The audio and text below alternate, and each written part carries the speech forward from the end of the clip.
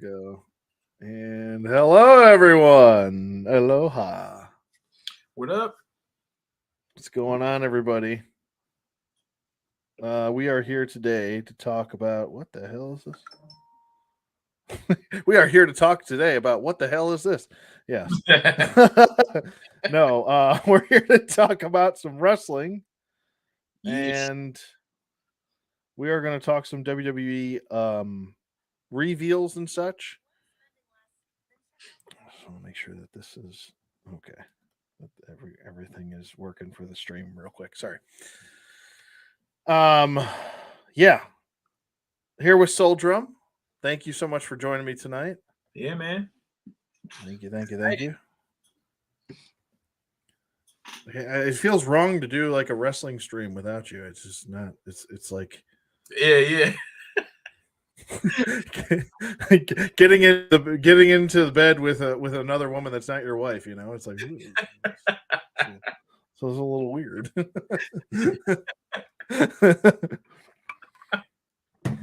Dude, I know that Mattel, like they trying to make me broke.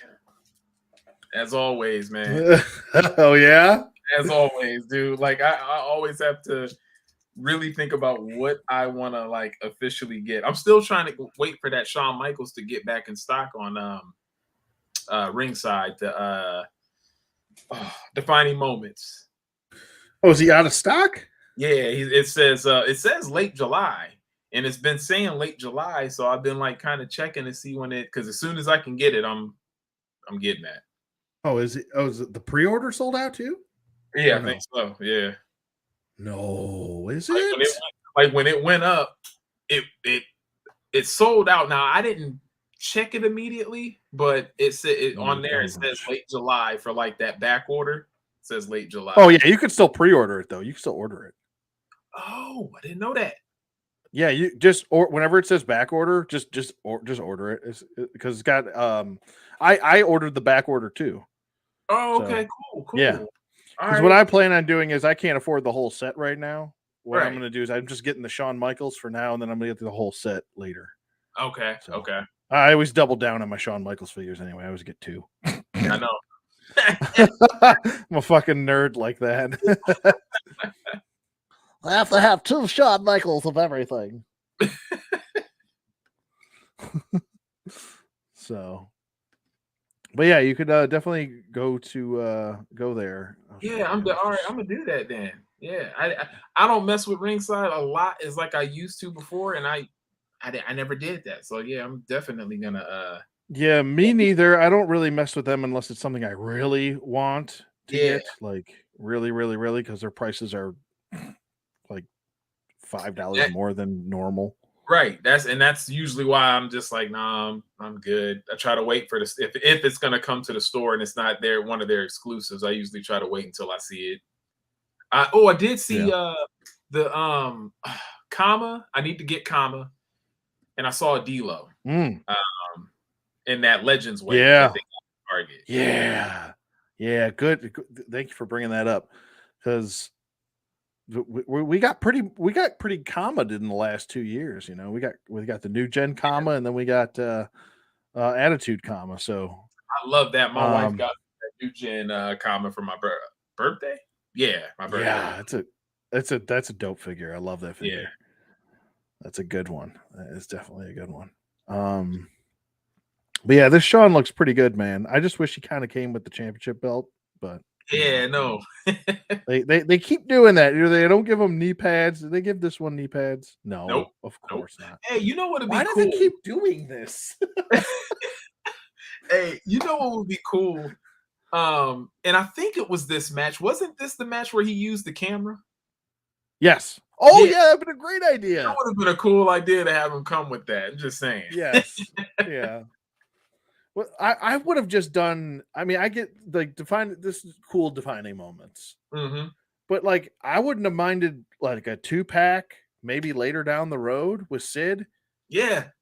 And put a camera in there and the championship belt and give him some fucking knee pads, please. Yeah, like how they did the that Shawn Michaels and Razor that they got coming out. Dude, as soon as you sent me that link, I pre-ordered immediately. Me too. I was all over that.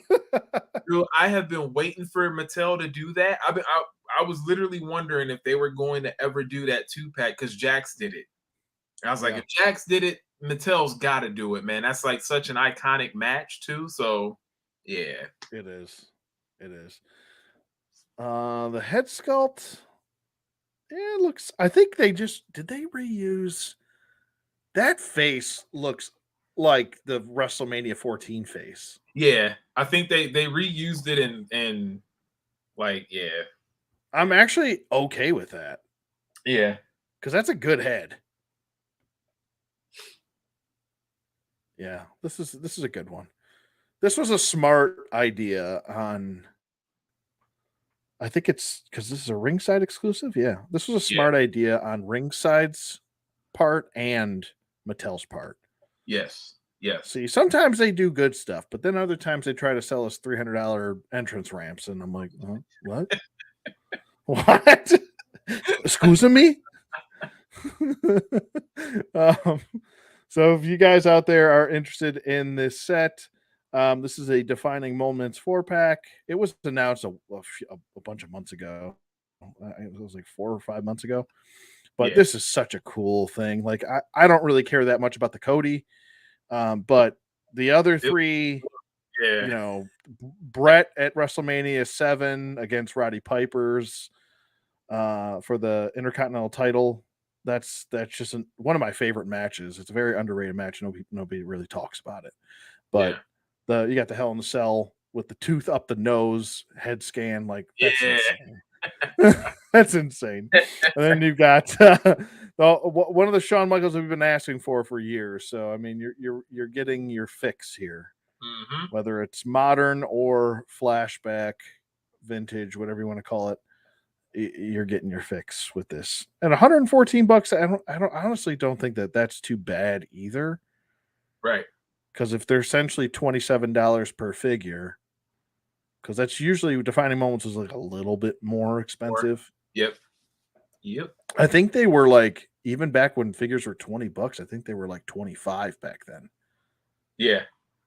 So it makes sense.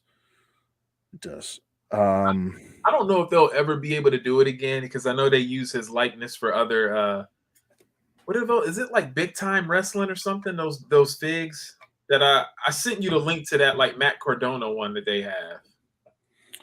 Oh, I know Super 7 does his figures. What other ones? It's that new company. I don't know if it's a new company, but they got like a Ted DiBiase, but it's it's not the WWE one. And I forgot what that set with those. It's all like legendary people minus. I mean, like I wouldn't call Matt Cardona legendary. He got him and. I mean, he's the what was it? The indie deathmatch king. Yeah. King of the indie death matches. They got a Kerry Von Erich, and I've been waiting for Mattel to do another Kerry Von Erich figure, man. I think they only got one, right? I think so. I think there was a chase. There's technically, I think there's 2. Okay. That WWE did. Yeah. I'm trying to rack my brain. I think they did all of the Von Erichs at one point. Yeah. But yeah, I don't think WWE is on the best footing with the Von Erichs. And that's what I figured. I was like, they haven't done any of them since then. Yeah, what was it? Lacey Von Erich. I remember Lacey Von Erich a while ago. I guess she was trashed, and she was hanging out with Ted DiBiase when he was a scout at the time. Yeah, and she's like, "Oh, hey Ted, you're wearing a WWE shirt," and he goes, "I sure am," and she goes, she said something like, "Oh God, what'd she say?" It was like out of left field, and Ted didn't even know what to do. He was just kind of standing there like, I guess she was like, "Oh yeah, they ruined my family." Yeah. And he was just like standing there like, "Oh, I don't know what to say to this. Just gonna go over here now." Oh, poor Tim. Oh, Power Town Wrestling. Those figures. Power Town Wrestling. Yeah, they just recently put up a pre-order for Matt Cardona and Brian Myers. Oh, I gotta check these out. Oh, they look pretty good. It looks like good. Yeah, they look similar to Super 7. I thought I just thought that these were Super 7 figures. They do look similar. Yeah. Oh, okay. Yeah, they're doing the Vern Gagne and the Luthez and the Bruiser Brody. These look pretty good. Yeah, they do. Yes, they do. They're expensive though, but they do look good. Oh, how much are they a piece? Like 50? Yeah, they're like 50 or 60 because that's a hard pass for me. Because dude, that 2-pack is 100 with Matt Cardona and Brian Myers. And I just wanted Matt Cardona. And I was like, man, like $100? Nah, I'm good. Yeah, I think I'm good on that too. But they do look good, man. Like the figures look pretty cool. Yeah, Carrie looks pretty good. Magnum TA. They do have single jointed knees, so that's a little weird. Yeah. That's a little weird. And are they in scale with Mattel?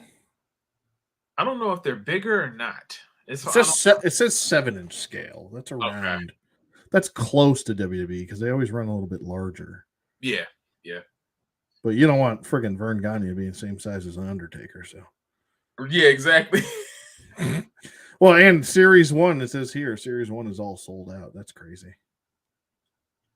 So I won't be getting any of these, I guess. All right. Great to know. Okay. Well, I'll see you later, Power Town Wrestling. I know, man. I'll see you later, I guess. I'll just stick with my WWE wrestling figures and just shut my mouth. Yep. All right. Well, with that being said, we should you want to get into some reveals? Yes. All right. Let's do that. I was like a kid in the candy store when I saw these, man. For real. There's a lot of reveals as yeah.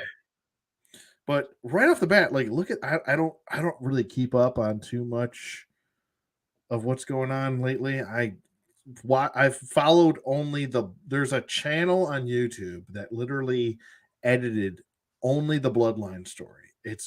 This person did an amazing job. I can't remember what the hell the name of their channel is, or so I would totally give him a shout out. But whoever this person is, edited everything that has to do with the Bloodline story into one story, all the way up until I think it was it was after Royal Rumble. It was just before WrestleMania.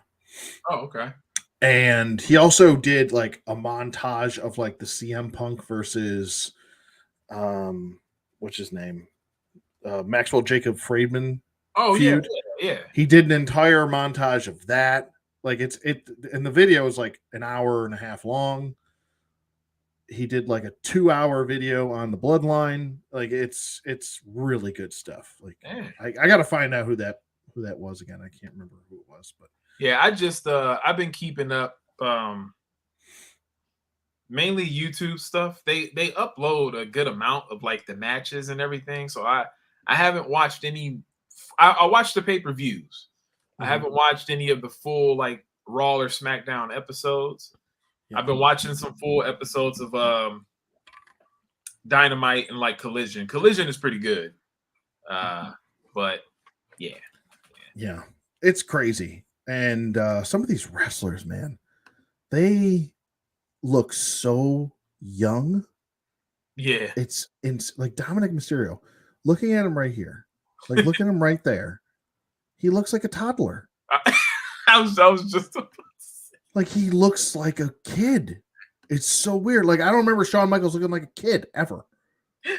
Dude looked like a grown ass man all the time. Same thing with Bret Hart. He never looked young to me. They always looked old. Yes. That's why I would always be confused on like, dang, they're not 60 or something yet. Like yeah, like what the hell? Like how old is Dominic Mysterio right now? He's 26. Yeah, he don't look 26 at all. He looks like he's 15 years old. And that little bit of facial hair you got doesn't help Yeah. him look older. No, he's got little crustacean patches. That's all he's got. He can't grow that full beard yet. He's not at that point at 26. I'm just a baby. All Yeah, right, the basics are looking a lot better now. Yeah, the basics look so much better. I don't know why it took them so long to do this. I know, They man. finally got rid of these shitty swivel hips. Yep. And they have ball jointed hips now. Yeah, that killed it before. And I had some basics, like Shawn Michaels basics. And I had a Honky Tonk Man before I got the Elite one. And they were I mainly had them so I could have them in my collection, and they were cheap. But man, I couldn't stand them. Like the leg articulation, all of that just, and they were like smaller. They were a little bit smaller than like the regular Elites. Yeah, and they always like pigeon-toed, and like the legs were so close together. You couldn't do anything with them. You couldn't do anything with them. Yeah, they were like the most pointless. I was like, just take the budget away. Stop making basics and just put it all in. We were saying that for years. Yeah. Like, just get rid of the basics entirely and just put all the budget into the Elites. Yeah. Yeah. So, but now these are good. And I mean, I don't know how much do you know how much that they're charging for them now? Or man, I feel like they might go up to like 13, 14. If I were to just guess, I don't know the price. I'm just saying that's probably what they're going to jump to. What were they before? Because I haven't bought a basic in forever. I know. When the last time I was getting them, they were $10. Okay, that makes sense. And I don't pay attention to them at all. So, like when I'm in the store, it's either the Ultimate line or just the Elites. I don't even pay attention to the basics. Yeah, because they gotta be just peg warming. Oh yeah. Yeah. You know? The only ones that I did notice that wouldn't peg warm, honestly, were the Shawn Michaels ones. Those ones would, like, because they had the one where he's in his white with like the red stripe, zebra stripe pants. And that basic, I saw it one time, never saw it again when that was out at that time. Yeah, the Shawn would always sell really well. So would Brett. Yep, Brett. I feel like Hogan still sells pretty well. Although I went to my local Walmart today and they were like redoing the entire store. Yes, and yes, same here. Oh, so they're doing it worldwide or nationwide then. Okay. Because I was like, what's going on? What happened, Walmart? Yeah, I was like, whoa. Even my Target, because Target is normally the one like by my house it's always pretty stocked with stuff. And they look like they're getting ready to put a bunch of new stuff in. Like it wasn't like a situation where people were buying stuff up. They were looking like they're getting ready for that fall reset. Yeah, yeah. But yeah, they moved a ton of stuff in the store, and they had all like what was it? Series. They had Wave 100, Series 100 for the Elites. They had all of the what was it? I think it was like the best of Wave. Yeah. They had that stupid Bash at the Beach Hogan or whatever it was. Yes. I think it was Bash at the... No, it wasn't Bash at the Beach. It was... What was that? War Games Hogan with the friggin' camo pants and stuff. Yeah, yeah. And then they had the NWO 2002 Hogan with the boas and stuff. They had a bunch of new stuff that is just coming out, I think, because I haven't seen anything new hitting stores in a long time. Yeah, but so Hogan, they got a lot of Hogans we're about to see. Oh my God, there's so many Hogans, ridiculous. My gosh, man, it's ridiculous. Like, yeah, I didn't expect that. I really didn't. Hogan did the shit out of us. But yeah, these new basics, they look pretty good. I mean, here's Triple H in pants, and yeah, I think he's got single jointed knees, but what I saw over here was double, or maybe those are just singles. So maybe they're single jointed knees then. Yeah. They're still single jointed knees, but you have ball jointed hips. So, I mean, I think that's a big improvement. Yeah. I could probably see these being like $15. And aren't the arms different too? Or am I? The arm articulation definitely looks single jointed. Okay. I think it is. Yeah. Yeah, you can see right there, I think. Yeah, they're single jointed. Okay. So those are the updates for the basics. I don't know if I'll be picking any up unless it's like I don't know, a version of someone that I really am looking forward to, but they're kind of going back and redoing some stuff, which is good. Yeah. Yeah, Like, I'm probably not going to get any either because when I did get the basics for the characters I didn't have, right around the corner they would make an elite. yeah. So it was like I just wasted $10. I just wait to get the elite. So Mm-hmm. like, because I didn't know how long we were gonna have to wait to get a honky tonk man. And right after I got that basic, they announced it, and I believe it was the remember when GameStop had that like the arcade like set? They first did Shawn Michaels, and then they did a Mr. Perfect.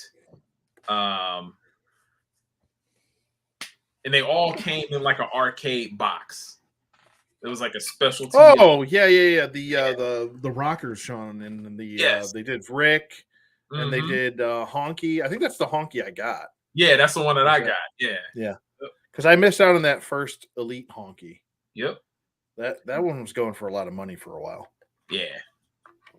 But yeah, that's the Honky I got. No, there's no. I'm guessing they have an elbow swivel because there's no bicep swivel on these. Okay. So it's still limited. Now, did their shoulders used to come up like that before?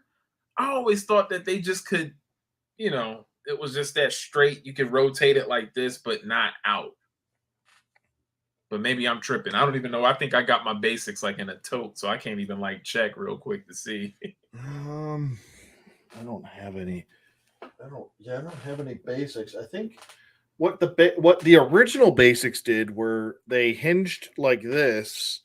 They had a lateral hinge joint on the hands. They could Yeah. swivel as well, like an elite. Then they had a single bend at the elbow, and then they used to have a bicep swivel. Now, the newer basics, I think they got rid of the bicep swivel and they just swiveled at the elbow. Okay. Okay. And I think that's what they kept here, if I'm remembering properly. Yeah. But I think they kept. Well, yeah, I think because it's still the basics still don't have like an ab crunch or anything. Yeah. Yeah. That is not a basic. Yeah, there's no ab crunch or anything. It's just ball peg head, swivel elbows, swivel wrists, hinge joints, and then we've got. I think the lower portion is the newest addition. Yeah, yeah.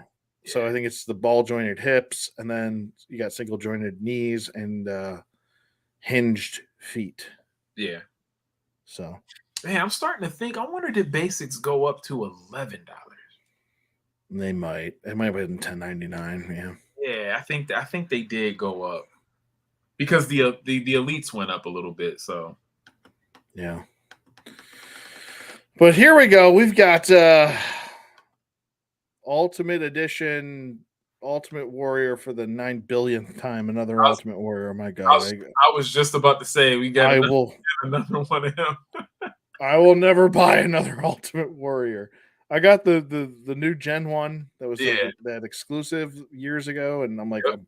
I'm good. I got enough. Dude, I got enough, man. I got like 6 of them, I think. I think I got like 6 Warriors, man. So I'm like, yeah, I'm good. I'm good.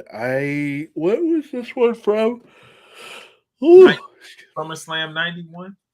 SummerSlam 91. I'm trying to. Oh, that's the one where he held up. Oh no, that was 92 where he held up Vince for money. Yes. Yeah.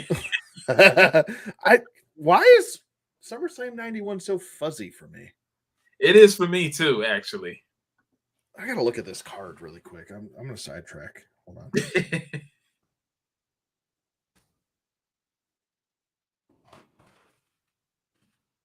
feel like a lot of 1991 is like forgettable for me. I don't know why. Yeah. It was like one of those years. It was like the last year where the Royal Rumble kind of meant nothing, you Yep. know? And then it was like you're still in the Hogan era. It was like everyone was kind of sick of him at the time. And then you had Sergeant Slaughter turn heel. A lot of it's forgettable. Yeah. This is when Brett. Okay. Yeah. No, okay. I mostly remember SummerSlam 91 for Brett versus Mr. Perfect. And then everything after that is like, what happened? I don't know. Yeah. I couldn't name another match on the card. Did you remember that, Ricky the Dragon Steamboat, British Bulldog, and the Texas Tornado Absolutely. took on the Warlord and Power and Glory? No. Absolutely not. Nope. Nope. Did you know that the most Hulk Hogan is Bret Hart and Mr. Perfect? Man, Did you know that Hulk Hogan and Ultimate Warrior took on the Triangle of Terror? Actually, I do remember that. You do? I do remember that, but only because of 2K15, the Warrior Showcase. Gotcha. That's the only reason why I remember that. Oh man. That's right. Sid Justice was the special guest referee. Okay, yep. Now it's slowly coming back. As soon as I saw Sid was the special referee, then I'm picturing him with zebra stripes on, and I'm like, okay, yeah, he looked ridiculous with that on. Yes, they got a figure of that too. I remember. Yeah, they did. Yeah. Yeah. So that's no wonder why this is a little fuzzy, because I don't think I watched too much of 91 SummerSlam other than that Brett match.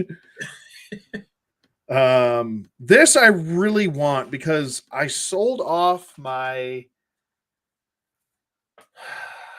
majority of my Brocks, because I don't know. After he left WWE, I put a sour taste in my mouth, and I was just like, you know what? Yeah. Piss on this dude, he's an asshole. But this one I definitely want to get. This is Ruthless Aggression, Brock. I don't have that version. I have the more modern version, and that's it. So this is it. This is a good, solid looking fit. 4 heads he comes with. Yeah. Holy shit. That's a lot. There's a lot of stuff. What do you think about this? I like it. Rob Van Dam, yeah, you like it? I like it, yeah. I have the Elite, I think, of this. Like, this is one I might get. Those head sculpts look amazing. Yeah, they do. This one's hilarious. Yeah. He's got mashed potatoes in his mouth or something. You got some potatoes in your mouth there, Robbie? I love the smiling one. That is like Rob Van Dam in a nutshell right there. Right. It would have been cool if they would have included maybe not the chair, but the ECW title too. Yeah. Man, the only thing I don't like, and I don't like them on any Elites, those knee pads right there are terrible. Yeah, why do they still make those? I don't understand. I'd rather them either make it a softer material or sculpt it. Just like sculpt the knee pads on there. Yeah, these are awful. Because those are, I mean, you can't do anything with the legs. Yeah, it ruins the figure. It does. Yeah, it's terrible. And Rob never wore knee pads like that. He wore the smaller ones. Yeah. Like he wore like the Brock ones, like these. He wore those. Like come on. Yeah. I wish you and I could just go work over there and just be like advisors as to what to tell. No, that's not accurate. No, sorry. Yeah. No, don't. No, every Shawn Michaels must have knee pads. I don't care what kind of cost you're trying to cut.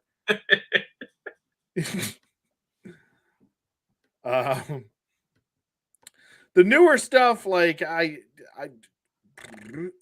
don't know. It just it doesn't do anything for me. I don't even know what this is a reference to. Yeah.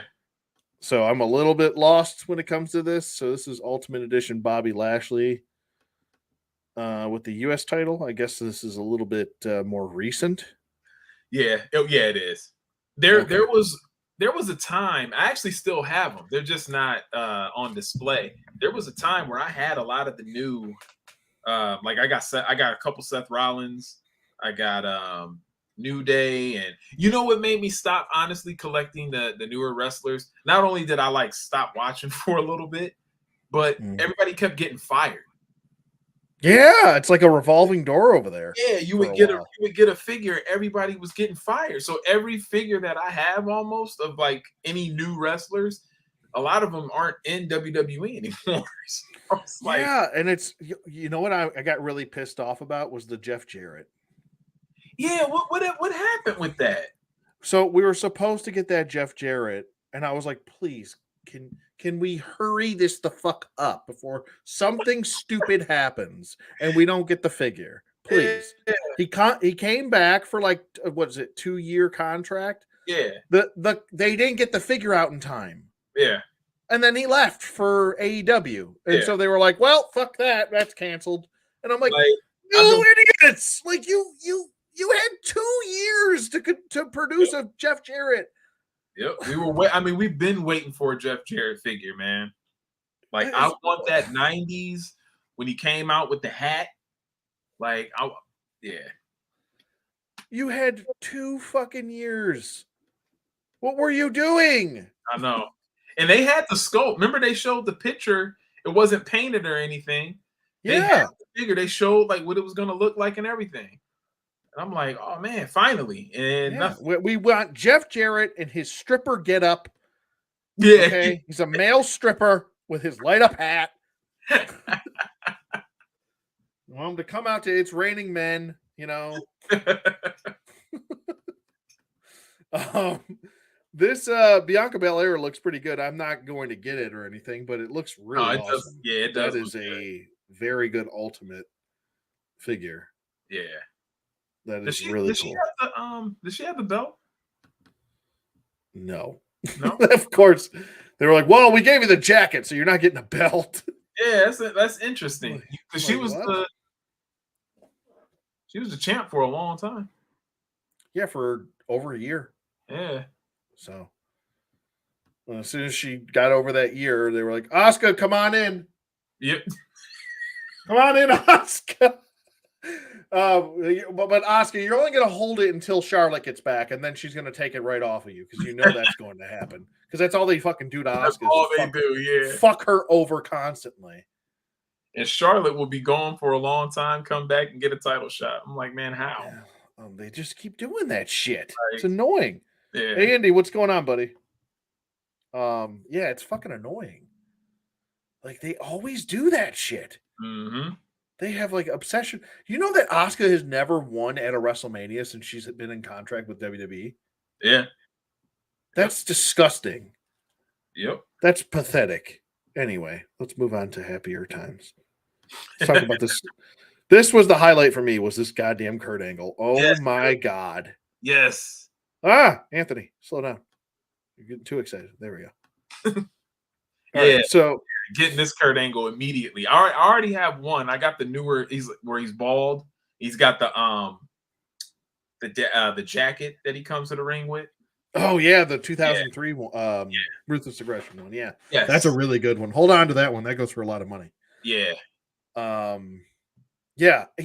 This is one of those times where a figure comes with everything it needs. Yep.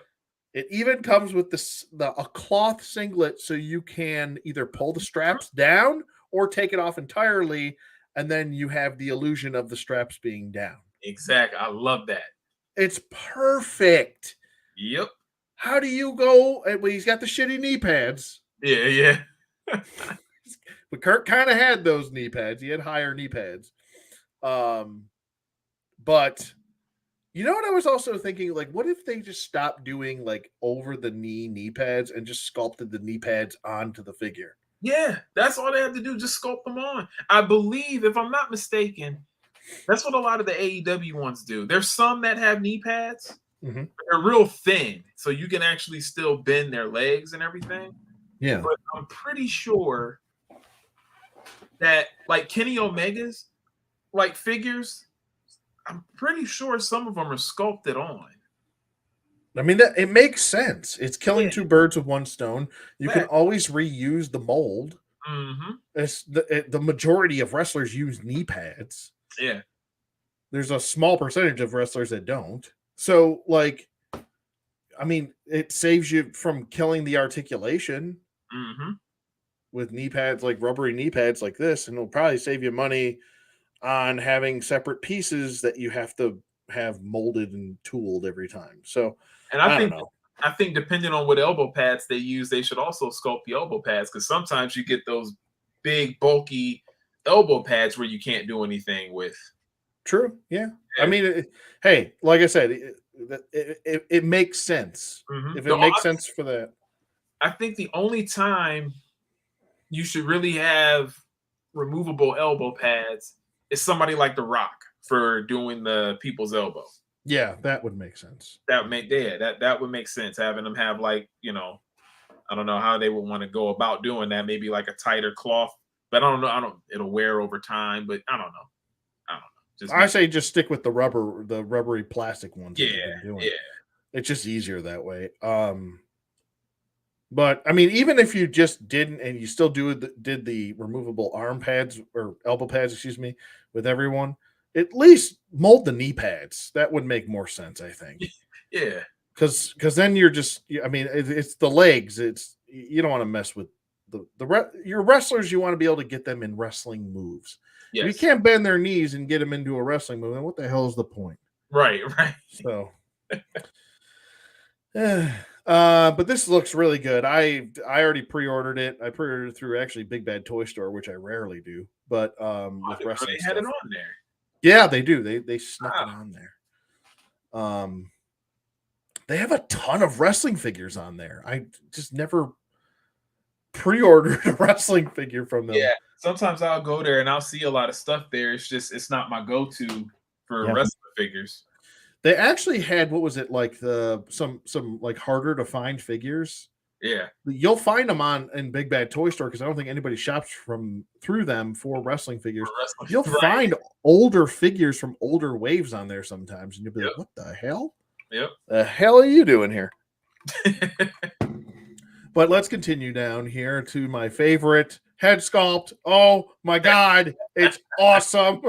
The crying head sculpt. It's amazing. Yeah. Oh my god, this encapsulates everything about 2000, 2001 Kurt Angle. Yep. It's perfect. The only other thing that I would love to see is if they could do another ultimate Kurt Angle with like 2006 Kurt Angle where he had the mouth guards in that said wrestling machine. Oh yeah. Yeah. If they could get him kind of like going like this, showing his teeth, and it said wrestling machina, oh my god, I would just shit.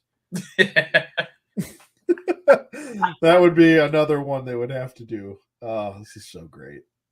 I love this Kurt Angle. Good job, Mattel. That's such a good head sculpt. Yeah, it is. I was just about to say, man. Yep. Holy shit, look at that. That's crazy. I just love these ultimates, man. Like hands down, these figures are awesome. Yeah, and it's perfect for guys like us. We cherry pick a lot. Mm-hmm. And a lot of the ultimates we're getting versions in the ultimates, which I don't mind spending a little bit more to get an ultimate. Right. I really don't. It doesn't bother me one bit. I'll spend $30 to get an ultimate because it almost feels like you're getting a NECA ultimate. Yeah. You know what I mean? It does. Like you're getting It does. the best version of that version that they're releasing. You know what I mean? Yeah. You're getting all the stuff that would require it to be an ultimate. So yeah, these are great. You got the serious face, the crying face, the every emotion in the gamut face. This Brett, let's talk about this, Brett. I don't know how I feel about it. Yeah. Yeah. Yeah. I never liked Brett's faces on these figures. I think there's only been like a couple of them that look decent. His face is always weird to me. Yeah, I don't know. I like the ring. I like the attire, but Me too. the chest, like, it's something off about it, man. And I don't know if it's. I don't know. This is, I think, the closest to an actual Brett face that they've got. I don't know what this is. This is weird. It looks like his face is, I don't know, melting or something. Yeah, it's like I don't know why they do that to him all the time, man. I don't know. It's weird. I mean, I'm a Brett Mark. I'm gonna get it. Yeah. No, I'm not gonna bullshit. But they can't get his face right. No, they can never get his face right. It's weird. And I'm wondering, are these removable? They look like it, to be honest. Yeah, I'm hoping so. I want to see what the face looks underneath the glasses, though. Yeah, because typically the Ultimate one, they usually have removable glasses, so that should be. It should be.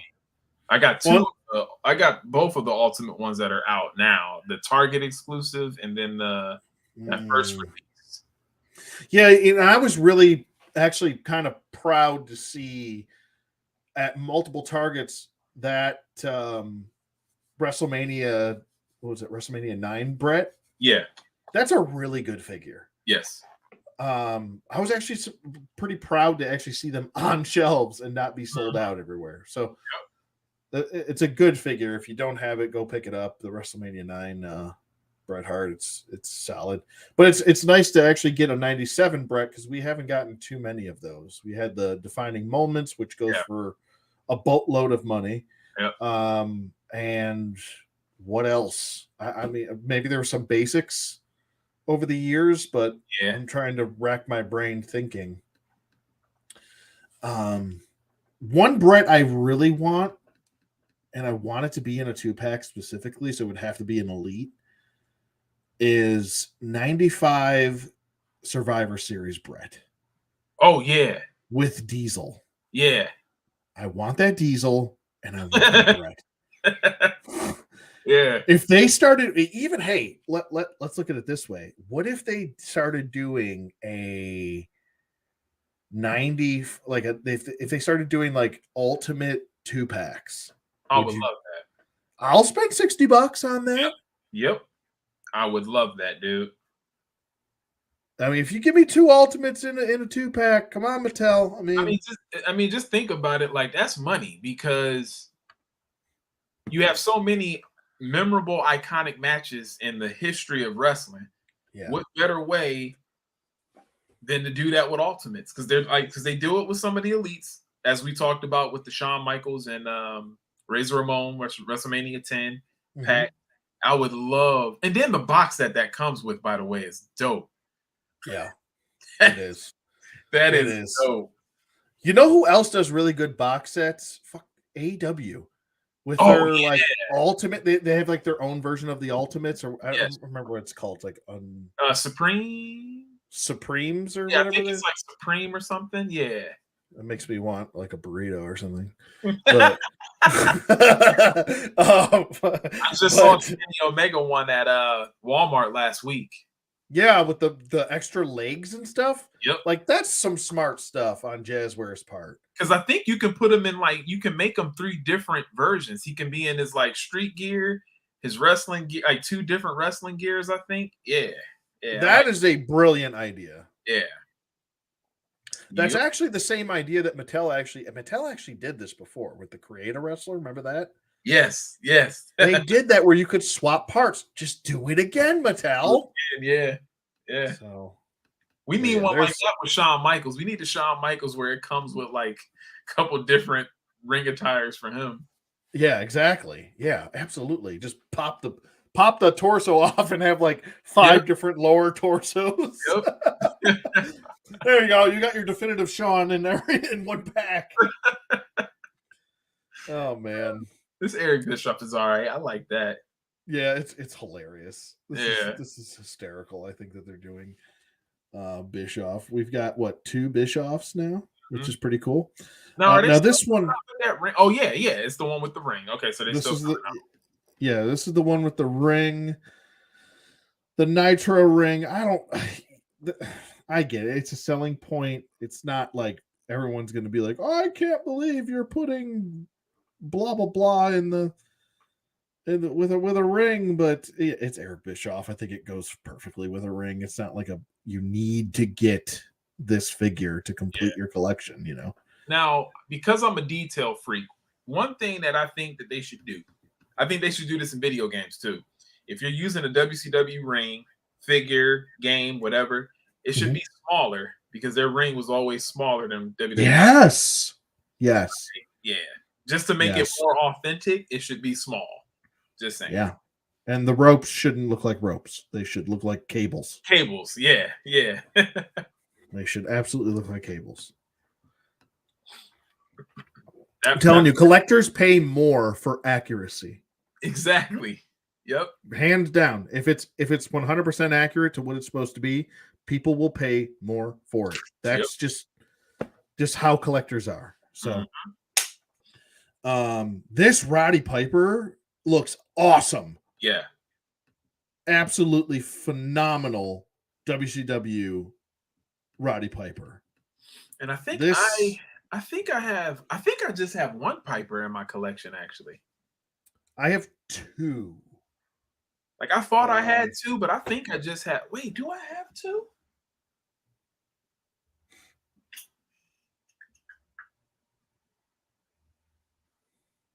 I always thought they should do a Piper's Pit I just playset.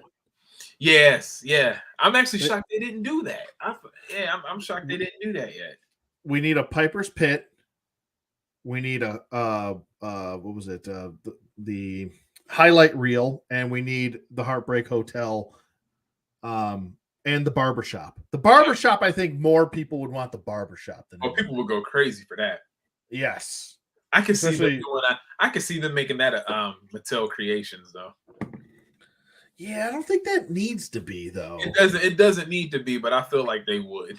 But how much are you going to charge for it though? Because it's I know. Like I feel like that's like a what, at the most $100. Yeah. Because there's not much to it unless you're bringing you're going to offer Marty, which I don't know if we'll ever get another Marty figure after. Yeah. Marty's got a lot of issues, people. Yeah. I'm sure you're wrestling fans, you know this. Marty pretty much admitted to murdering someone, which now, if I'm the Punisher, he probably had it coming, the guy, because he was trying to rape people. But when you're admitting to murder, you're still a murderer. Yeah. Right. So, regardless of whether you're thinking like the Punisher or not, you're still the Punisher at the end of the day is also still a murderer. So, anyway, I don't know if we're getting another Marty, but it would have been cool to get, that Marty, the Shawn, and Brutus with the set. But yeah, this Roddy Piper looks really good. You get multiple different shirts with Reality Check and then the Icon shirt. This is clearly the 96 WCW version of Roddy.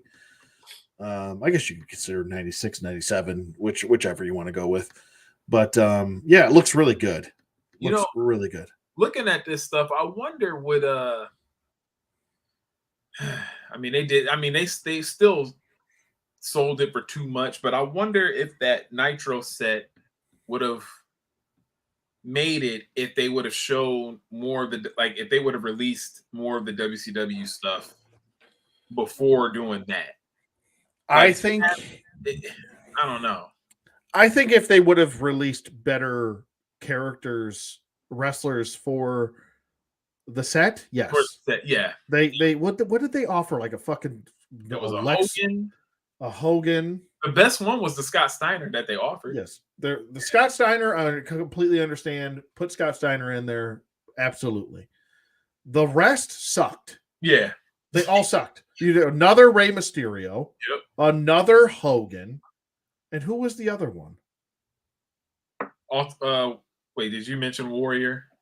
Was it Warrior? Yeah, it was Warrior. It was where another Warrior. That's had the blue awful. jeans and he had that like trench coat, like terrible. Thing. Yeah, that's terrible. Yeah, like I saw people mentioning like they should have had like Raven, like from for Raven's flock. Raven's a good pick. I would have gone Dean Raven. Malenko. Oh, it was DDP. DDP, yeah, DDP was one of them. DDP was one of them. I'm like, yeah, all right. You could have skipped on the DDP, right? But yeah, they should have offered Rick and Scott Steiner. They're the biggest selling points, and now they're going to release them anyway. Yep. So because they have to at this stage. They should have done Rick and Scott Steiner. What's one that it could have gotten away with that would have boosted? I mean, Rick and Scott alone would have boosted sales. Yeah. Who else? Who else did you mention? Dean Malenko. Dean, I don't know if he would sell though. Would he sell you on it? What about Harlem Heat? We already got that though. Oh yeah, that's right. We got Harlem Heat, and that's like right. It would have been funny, like a Colonel Robert Parker. Oh wait, wait. What about Disco Inferno? Oh yeah, give me a disco. Hell yeah. Oh, dude, disco. Okay, so this is what you do. You ready? Yeah. You want to really get the fucking boy crew going? You get Disco and Alex Wright. Yeah, they were a tag team for a while. Absolutely. You gotta get Disco. Dude, because wait, didn't Alex Wright do that dance? Yeah, he did that. Yeah. Dude, I want an Alex Wright figure. That's all I want in this world. I want one now too. Oh my god. You gotta make him an ultimate too, so he can do the thing. Yeah, I think they should have thought outside the box. There's a lot of people they could have put in that, man. Yeah, because and those two idiots are perfect because they're niche. Like a Prince Iakea is another one you could have thrown in there. Yeah. So you don't have to get him. Maybe we'll do him way down the line, but here he is if you want him. That's the whole point of it, an exclusive. It's characters that are fucking bonkers and you would never expect. Yeah. The new generation, don't do Doink and Diesel. Do Aldo Montoya and Mantar. Do stupid shit that people are gonna be like, oh, yeah. I would never thought we were gonna get this. Do Avatar. Remember him? Yes. Do some jobbers. Yep. I agree. Oh boy, the squat team. Remember them? Yeah. One WWE appearance, and that was it. The Royal Rumble. All you gotta do is get thrown out by Yokozuna and Vader, and that's your career here. Goodbye. But that was cool. That's the funny thing about having a San Diego Comic-Con exclusive or having a Mattel creation, a crowd-funded thing, is that you get goofball fucking characters that you didn't think you were ever going to get. Yeah. That essentially does help because the people that are buying those aren't people that are normies. Those are all your collectors. When you give them another Doink and another Diesel, they're like, are you fucking serious? I have 4 of those. Yes. No. And that Doink is cool, but that wasn't for me. That wasn't enough to be like, oh yeah, I gotta get this. Yeah, the Doink and Diesel and Macho could have all just been regular releases. Because they sell on their own. They're going to sell. We all know that. We all know you're going to release them anyway. Just shut up. Yeah. You know. Who else would have been a goofball? I'm trying to think of all these. Oh, Skip and Zip. Where the fuck are they? Yeah. I don't know if we're gonna get a Sunny ever, but No, absolutely nope. now that she murdered someone, Yeah. Nah, I don't think that's going to happen. never happening. I mean, Hey, doing porn alone. They were already That's what, saying yep, no. yep. She was already nope. What have they done? Oh, I lost it. Oh, when's the last time we got a hardcore Holly? Hardcore, yeah. Oh well, he's kind of. That's another one. They're like, he got his PP slapped for Red Rooster. We already got a Red Rooster, Andy. We got a Red Rooster, I think, in Yeah, we did get a Red Rooster. I forgot. Yeah, we did get 2020. We got a Walmart exclusive one. Now they could re-release him, but that could be one. Bastion Booger. Yep. I'm just spitballing here. All these stupid goons are going to start popping up in my head. Oh, all these jobbers. By the way, that rock that you just passed looks dope in a tracksuit. Yeah, I think this is if you're like, what rock should I get? Just get this one. Yeah, just get this one. You're good. That right there, hands down, I'm getting that. Yeah. This is actually, I think, a re-release from that one that sold out. I think it was like an Amazon exclusive. Yep. Yeah, this is the one to get. This was the one Zorpox was really like. he's a huge rock fan. So I was like, yeah, man, go get it. I wish he came with a title belt because he should. But yeah, man, that's the rock to get, I think. Yeah. I'm still thinking of jobbers in my head. I'm just gonna continue. This Randy, I don't know. Yeah. I'm not a big Randy Orton person, so I don't care that much. I'm more sold if it's like Legend Killer Randy. Yeah. That's the one to get. This looks really good. This is the new gen ring. What are they doing here? Are you killing me? Yeah, I know. Are you kidding me? They could have at least made it the plain blue ring apron right there. But wait, is this like? Wait a minute. These are those Coliseum 2-packs that they've been doing. What's this ring about though? Are they re-releasing this ring? No, I think it's just display. Oh, gotcha. I was like, wait, I got excited for a second. But wait a minute. But wait. I think. Hold on. If they're releasing the new gen ring, I want that shit. Because the one part looks a little different, where it says World Wrestling Entertainment. The 3 WWE logos. Did it look like that on the crowdfunded one? I can't remember. I can't remember either. You know what would have been really cool that would have really got people going? Because it's crowdfunded, right? Yeah. Put WWF on it. I know, man. Put WWF on it. It's crowdfunded. Yeah. Isn't that a loophole? You can get away with that? You would think. I feel like that's a loophole. I'm not a legal person, but I feel like that would be a loophole. If people crowdfund the product, you put some WWF on there. Yeah. I love these Ultimates, man, but they all come as like 2-packs. Yeah. I don't care for Terry Funk. I have all of the. I have elites of these. I don't need.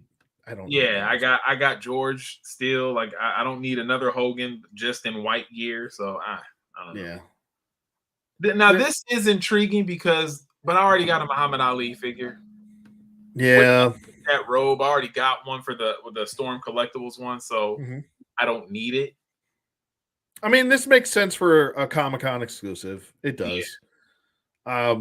It's nice that they actually made the referee. It's a 2-pack. I think this makes sense. Yeah. If you're going to do a San Diego Comic-Con exclusive, this is what you do, because not everyone's going to want it, and it's going to be a limited run anyway. So, yeah, I think it's a nice set, but it's not going to be for everybody.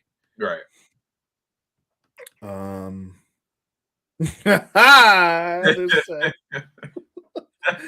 The fucking gobbledygooker. This is why I see. It's things like this that what makes me like love wrestling is the dumb shit. Oh, Killer Bees. Good call, Andy.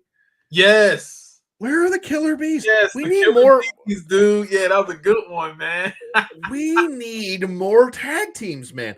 When I was thinking, like, look how long it took us to get the damn head shrinkers. Yeah, that was crazy, dude. Yeah, that's ridiculous. What? Yep. Like, holy Moses, why is it taking these so long? But yeah, I would love to have the Killer Bees. Hey, I'm not gonna lie. I also want a 2-pack of Bulldog and Lex. What was their tag team name? Oh, the Allied Powers, yes. Allied Powers. Yeah, yeah. Oh, where are the twins? The fucking they fought them at WrestleMania 11, actually. Oh god, this is gonna bother me now. Oh my gosh, the Jacob and Eli Blue, the Blue yes, brothers. Yeah. Yes, give me the more jobbers. More jobbers. Give me all of the jobbers from New Gen. Oh man. Now, is this gonna be a set, or did they just fancy this up for the display? I think they did this to piss people off. Because I know that the ring they did because of the whole Monday Night War thing, but that set in the back, I don't know. Okay, maybe that is just a display for the. I don't know.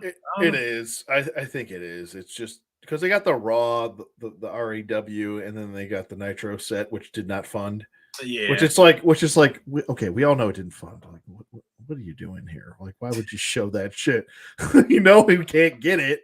All right. Don't show it, you buttholes. But that Taker is mine. This Undertaker, this is why this Undertaker is so important. Okay, the only other Undertaker that had accurate boots besides this one right here was the San Diego Comic-Con and Defining Moments Ministry Undertaker. Yeah, we had the cloth cape or thing. Yeah. All of the other Undertakers have lace-up boots. He never used lace-up boots in the history of Undertaker.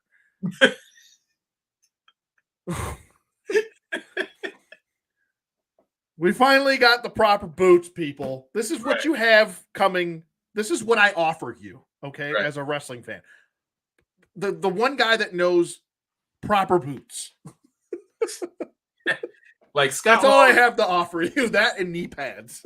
Like Scott Hall is my dude, but I hope that like this line specifically, I do hope they start doing some deep cuts because like it feels like we get the same WCW people over and over and over and over again.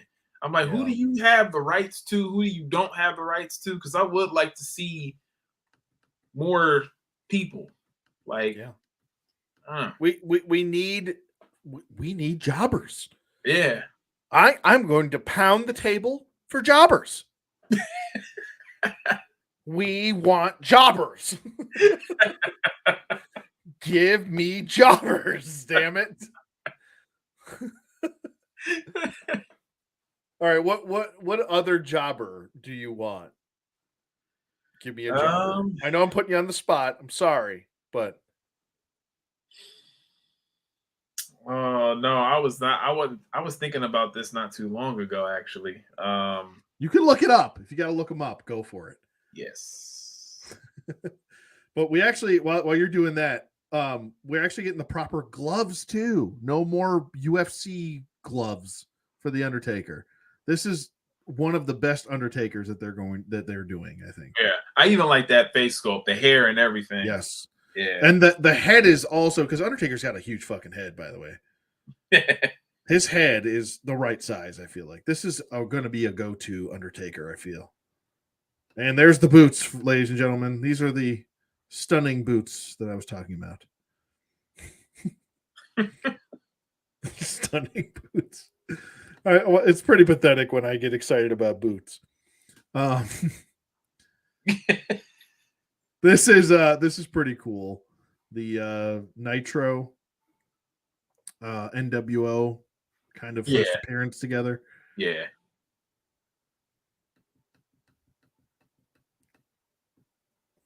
I'm so excited to hear your jobber. I can't wait. Oh, you know what?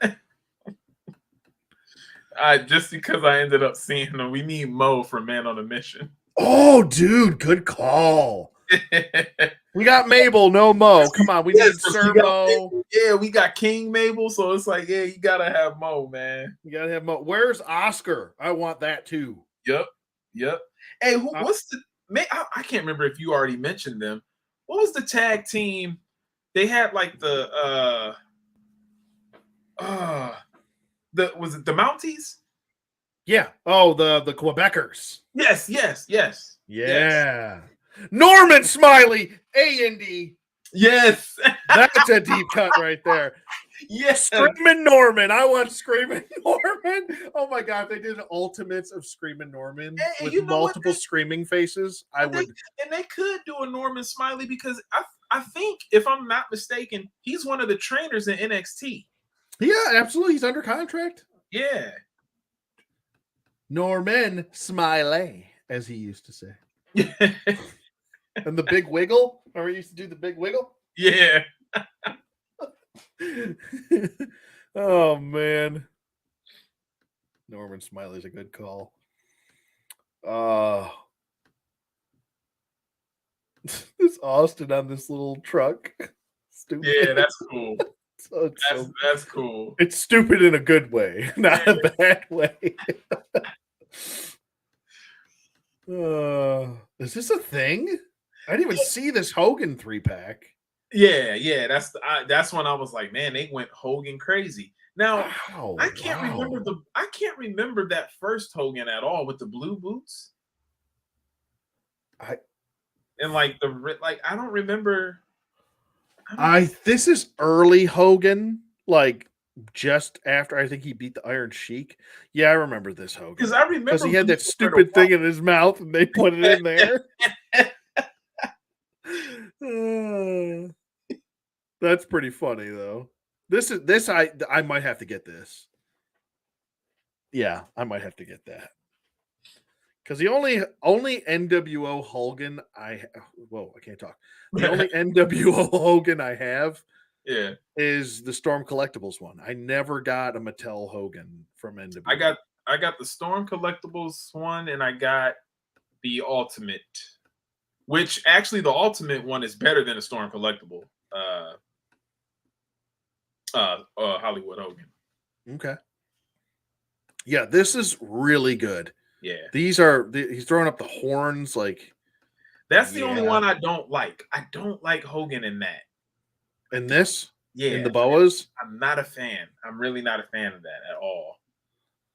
That's like Ruthless Aggression Hogan. Yes, it is. It is. Yeah. That's it. That was the other one that was at Walmart. They had Mr. America. Yeah. That's what, 2003? That was like weird. That whole storyline was kind of whack. Didn't he have that like a mask? Yeah. That Hogan, that Mr. America, comes with the mask rolled up too, so you can see his cheesy face. It looked pretty funny. Yeah, I never liked when Hogan returned in what was it, 2000? That whole like Ruthless Aggression era Hogan was kind of weird. Yeah. This one's cool for the Hogan. The others I could care less about. Exactly.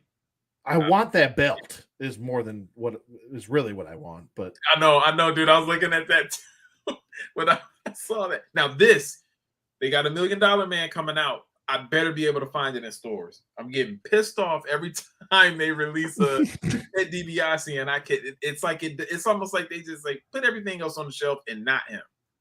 Come on, man. Yeah.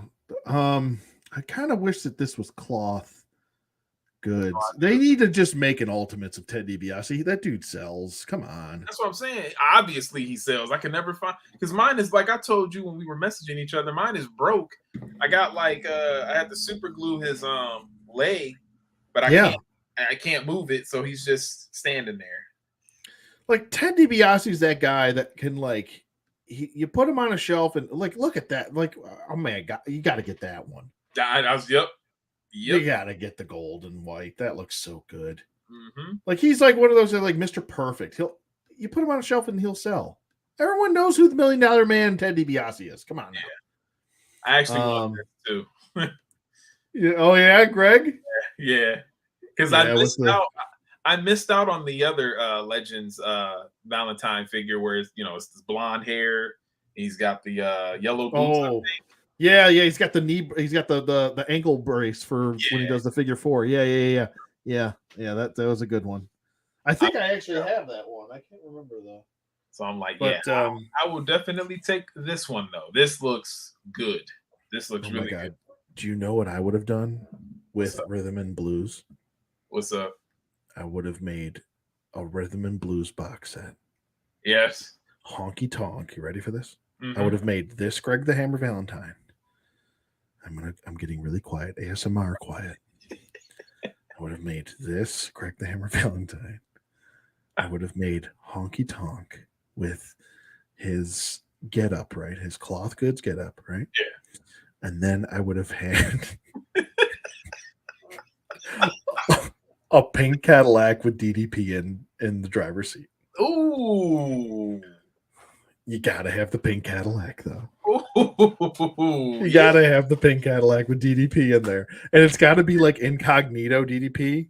Like you don't really notice it's DDP. Right. Nobody knew who the hell he was. He was just a guy. I don't even think he was he was training to be a wrestler at the time. Yeah. Because he was like a bouncer, and then he said he was training to be a wrestler, and then he said he got a call from a friend because he was friends with a ton of wrestlers, and they were like, "Well, just come to WrestleMania. You got a pink Cadillac." And he's like, "Okay." Like he wasn't even under contract. He just was a dude that had a Cadillac. It's hysterical. Hey, they should do a King Haku figure. Have they done one of that? I don't think they have. I don't think they have either. No, they haven't. Yeah, I hopefully that's coming one day. Yeah. I'm kind of a sucker for this Triple H. Yep, me too.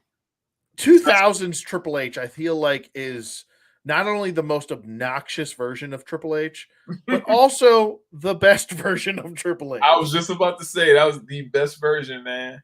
Because Triple H is supposed to be obnoxious. So that's the best version of Triple H that you could ever ask for.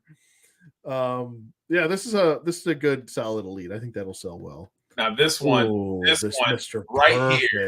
right here. Ooh. Yes. I got 2 Mr. Perfects. One, it's too skinny. It's the one from the Heenan family box set that was at Target. Okay. And I have the GameStop one where he's in. I think it's the WCW one where he's wearing black and white. Wait, no, that's actually okay. So that's actually after he turned on Bobby Heenan in '92 and teamed up with Macho Man at Survivor Series. Oh, that's his face turn when he turned on Ric Flair and Bobby Heenan. That's right. You're right. Yeah. That was his big return. Is that cloth goods on his? I was gonna ask you that when they first showed this, because they showed this at the last whatever toy like event that was, and they were talking about how they were doing like these new, like it's something new that Mattel is doing. I don't think that's cloth. I think it's like rubber, but I guess you can move them inside easier, but it gives off the illusion that it's soft goods. That is so cool. Yeah. That's a great idea. Yep, comes with the Intercontinental belt and everything. I'm definitely getting this Mr. Perfect. And he's got the soft goods towel, which is perfect. And to me, a lot of these head sculpts now, this is just an elite. A lot of these head sculpts look like ultimate head sculpts now. Oh yeah, they're killing it, man. They're killing it. Yeah, they're almost like phasing out the difference in the head sculpts from elite to ultimate. It's like you're just getting ultimate head sculpts, which this head sculpt is a huge improvement over the over the. I think I have the box set one too. That's it. Yeah. So yeah, that box set perfect man was he was struggling, man. Yeah, he was trying, man. He was trying. So see, this is the re-release. This looks like the one from GameStop. This looks like the one that we got already. Yeah, I think that's the one I have. I think with a new head. I think Yeah. they put a new head on him. This I've had this, so this is a pass for me. Terry Funk, ECW Terry Funk. This Bulldog will make a lot of people happy. About damn time. It makes me happy. When I saw this, I'm like, please, because I know they released one like this before, but it was way longer. Yeah, Legend Series like 2. Yeah, and I've been waiting for a Bulldog like this. Yep. To be honest with you, like, what's up with the lack of like 96 through 97 Bulldogs? Like, there's like none. I know they keep doing. Yeah. I don't get. It's so weird how they choose not to do certain things. Like, we get every fucking version of Ultimate Warrior, but like we can't get a when he had the long tights. Yeah. Bulldog. That match, that bloody match with Bret Hart at the, what was it? It was like, I think it was the In Your House. It was in your house. And it was In Your House, December 95, when they had that bloodbath match. Yep. That's like, come on. Give me more Bulldogs, please. I got a lot of Bulldogs too. There's another company that sells a Dynamite Kid. Because why won't WWE do a Dynamite Kid? I think a lot of it has to do with Dynamite. I don't think it has to do a lot with WWE. Dynamite's got his demons, but he's not the best role model in the world. Yeah. He's got his demons. I think a lot of it has to do with just him. Yeah. I don't think the guy wants to. He's not very. How do I put this in the most delicate way? He's a dick. Like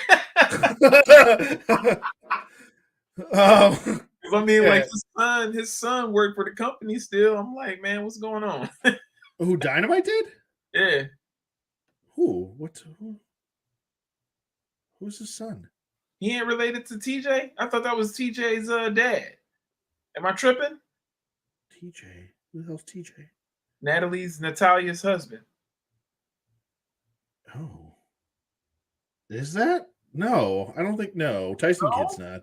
No, that's not Dynamite's. Really? No, yeah, no. I didn't say that, everybody. Oh no! I thought that was. I straight up thought that was his son. No, it's not him. He just was trained at the Hart Dungeon. He was one of the last ones to be trained, I think. But he's got no relation to. Okay. Yeah, because he's not English at all. But yeah, there was D.H. Smith. That's British Bulldog's son. Yeah. But yeah, we need more Bulldogs. Like, give us. You know what I want? I want 95 Royal Rumble Bulldog, where he had the longer hair down, like the almost the bob haircut. You know what I'm talking about? Yes. Yeah.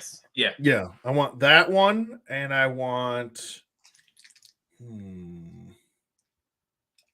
I want the Bloodbath Bulldog with the longer tights. That'd be cool. But this is your Heart Foundation Bulldog, so that'll fit in nicely. Another fucking Warrior. Good. Like, what? Jesus. And we already got that one before too. Holy shit. It's like beating the proverbial. I don't know. I want to say that. I don't want to say beating a dead horse because he is deceased. So that would be in poor taste. But my God, no more Warriors. Thunder Lips in the background. Just kidding. But we got a Jimmy here. I'm gonna pass on this. I don't know about you. It looks good, but I already got one, and Yeah, I yeah, got the one for the Heart Foundation. yeah, So yeah, exactly. Now, is this technically Thunderlips, or is this supposed to be his first appearance? I think that's a good question. I That is can't remember. yeah, I'm not gonna lie, it looks good. Yeah, I mean, it looks good. Yes, The figure looks good. Like I will acquire this because the cloth cape alone is selling me. this looks pretty good. Yeah, Andre the Giant. This Andre the Giant WrestleMania 2 is pretty cool. I don't have too many Andres. I only have that Heenan family 4-pack Andre. That's Yeah, it. I only That's got it. yep. That's the only one I have too. I'm waiting for WrestleMania 3 Ultimates. That's what I want. I meant to get the one Andre the Giant that came out in that championships pack where he has his it was when he turned on Hogan when they weren't friends anymore. He took his chain Oh, off. that's a really good one. I forgot about that Yeah, one. yeah. It comes with the belt too. Yeah. Yep. Yeah. They should have gave Andre a run with the title. Yeah. I know he didn't need it. He's Andre the Giant, he sells himself, but like sometimes Ted DiBiase should have got a run with the title. Jake the Snake Roberts should have got a run with the title. Like there were so many other interesting characters that were around that should have held the title for at least had some sort of run with it. Yeah. Nope, Hulk Hogan. Nope, sorry, Hulk Hogan's here. You're not allowed. You're not allowed to have fun while Hulk Hogan's around. Sorry. I might get that Sheik, even though I already have an Iron Sheik. I might get that one too, to be honest with you. I don't remember which Sheik I have. It's not the one when he's got the pants on with the weights. That one sucked. I got the one that was the GameStop pack where they came in that like arcade box or whatever. I think that's the one I got too. Then, yeah. Actually, I also had that when he was with the with Sarge, the Death Triangle and everything. I got that one too. Okay, gotcha. This is a pass for me. I don't need another version of Typhoon and Earthquake. You know, I don't even know if I have Typhoon. I have Earthquake, but I got the Earthquake I want. I got when he, with the blue and black. Oh yeah, when he was feuding with Jake. Yeah. Yep. Mm-hmm. That's a good one. I don't even have Tugboat. I thought I had Tugboat, but don't get Tugboat. That Tugboat sucked. I think I was thinking about getting them at the time. I was when you start pondering Tugboat. Don't do it. Don't do it. Just get Typhoon instead. This I don't care. I mean, what are we doing? I know. Stop. Stop it. No. The sculpting looks good on it though. Yeah. I don't need Scorpion King. I do want that beefcake though. I got one already, but I do want this one too. And that's I think is this a re-release? I think it might be because I remember a silver tag belt at some point, them releasing it. Oh, and only where the fuck is Strike Force, bro? Oh, and where the hell are all my Rick the Model Martel figures? Thank you. I was gonna mention him earlier. One I wanted. Yeah. Like when I tried to look for him, the one that was released before is like, well, at the time it was 200. Ain't no telling how much it is now. Yeah, so, I got him, but he's got like shit all over his shoulders from that stupid jacket. Yeah. So. Rick Martel. They don't even do Rick Martel in the games anymore. I remember he was in 2K18, but after that, they never put him back in. I don't know if it's like Legends contract ran out or something, but probably they'll re-sign him. Rick's always been like a nice dude. Like I don't think there's any bad blood or anything there. Yeah. But yeah, I want Strike Force and Power and Glory. Why don't we get some Power and Glory up in here? Did they ever do it? They don't think they ever did a Hercules either. No, they didn't. No. I want a Hercules, man. Coming with I would love that. Like some of these, like Shield Seth Rollins again. Like, what are we doing? Yeah, I can pass. It looks weird too. Come on. Bray Wyatt again. This one maybe. Yeah, this is I do love me some R-Truth. That dude's fucking awesome. yeah. Nah, I'm not. I don't need They Live. Yeah. Piper. I don't need that. At first, I was about to say, didn't they already do that? But that was NECA. Yes, NECA did a really good version of him. This is good for like if you want to do commentator sets and have him with like the JR from AEW. Buy that one. Yeah, that'd be because you're not getting a JR from WWE. Right. I'll tell you that shit right now. Right. Yeah, this is the one to get. The only thing that's gonna suck though is he can't move the arms. Yeah, I know. The fucking shitty jacket. Damn it. I really wish they wouldn't do that. Like, you can't move it. Like, why is that even a thing? I don't know. It's stupid.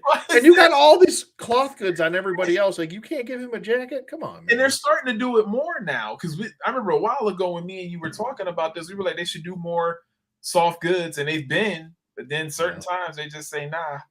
And this Shawn Michaels might be the one that I pass. I did not like this ring attire. I didn't like that hair either.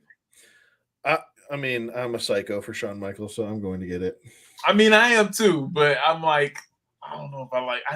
I was like, one heart. What is this, Shawn? What are we doing? It is by far the worst Shawn Michaels attire ever. He did like okay, so the story behind it. No. So Shawn was supposed to have his tights done. They weren't done. Okay. Oh. Then he got a fucking haircut just before the pay-per-view. He got that shitty bob haircut. Yeah, that was. And they were like, Shawn, why you do this? And he's like, I don't know. You chose, like, even Jericho was poking fun of him. He's like, he comes with this. He's like, you see him at SummerSlam and he looks like normal Shawn. And then he comes to Survivor Series. He's got this shitty bob haircut. He's got poopy brown tights that aren't finished. And it's like, what? This is supposed to be a big moment for you. And you got like, you choose the shittiest attire and the shittiest look ever. I remember when that night, I'm like, man, what is this? What did you do, good sir? Even the logo that you thought up for these tights are awful. Like, you should have just wore tights that you wore before. Like, I would have preferred you wear, like, I don't know, some 95 tights. Yeah. Or something. But yeah, this was brutal with the cowboy boots. And I'm like, where were you going with this, bro? Yeah, that was weird, man. I'm still going to get it. It's too iconic of a moment.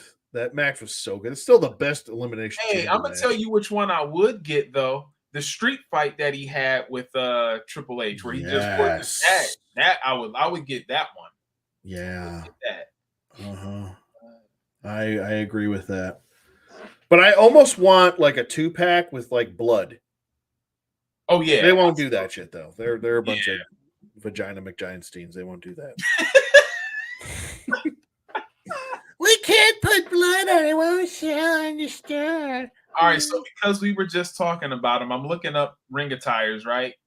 Yeah. One version of Shawn Michaels that we could get is well, wait, did we? No, I guess we got that one already. I'm just gonna keep going through this, scrolling through these. Going through that. I do want the SummerSlam '96 because I was there, so I would like to have that version of Shawn where he fought Vader. Oh, you were there. Lucky. Yeah. That's why that's my favorite Shawn Michaels match, because that was my first time seeing him live.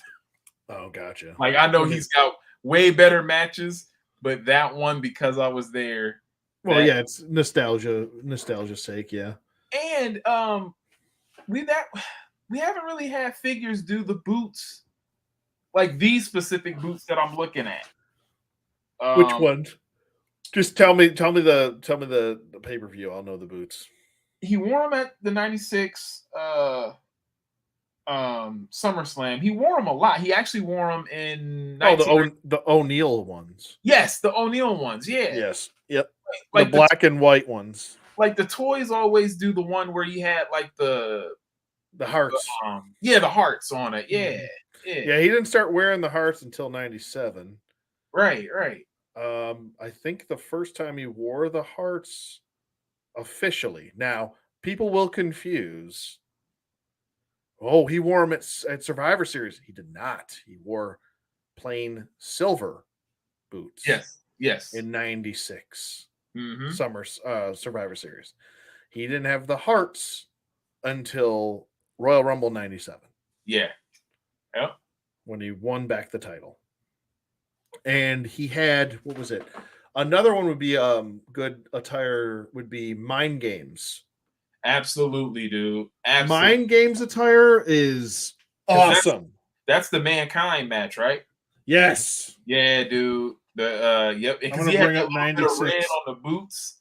Like, yeah, that was dope. That was super dope. There's actually a person that did a custom of what was it? The Amazon exclusive Shawn Michaels that came out. Somebody customized it into that Mind Games attire. So I'm gonna screen share this really quick. Let me double check.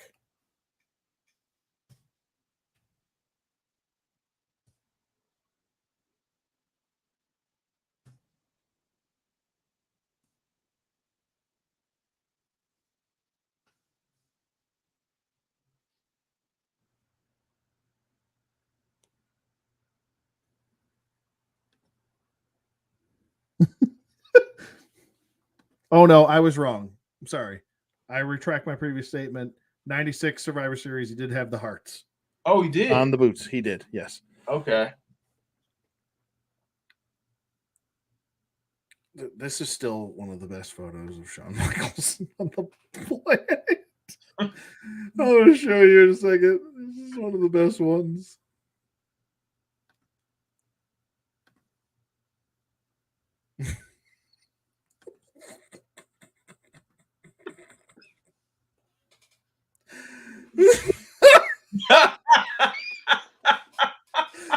It's the best. It'll always be the best. That's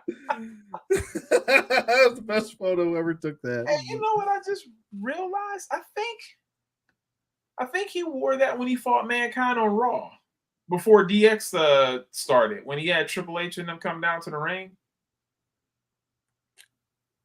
Or which ones? Those where he's fighting Sid. Or were those a little different? They look similar.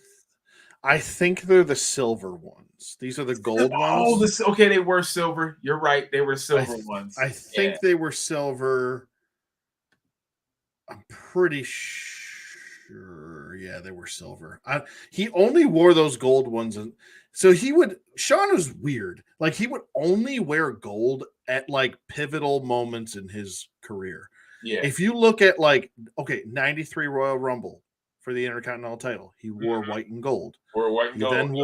He then didn't wear white and gold ever again until 1996 WrestleMania 12 against Brett. He wore white and gold again. Then he wore white and gold against Sid at the Survivor Series. So it's kind of weird when he would specifically choose to wear white and gold. It's like they were really quote defining moments in his career. You know what I mean?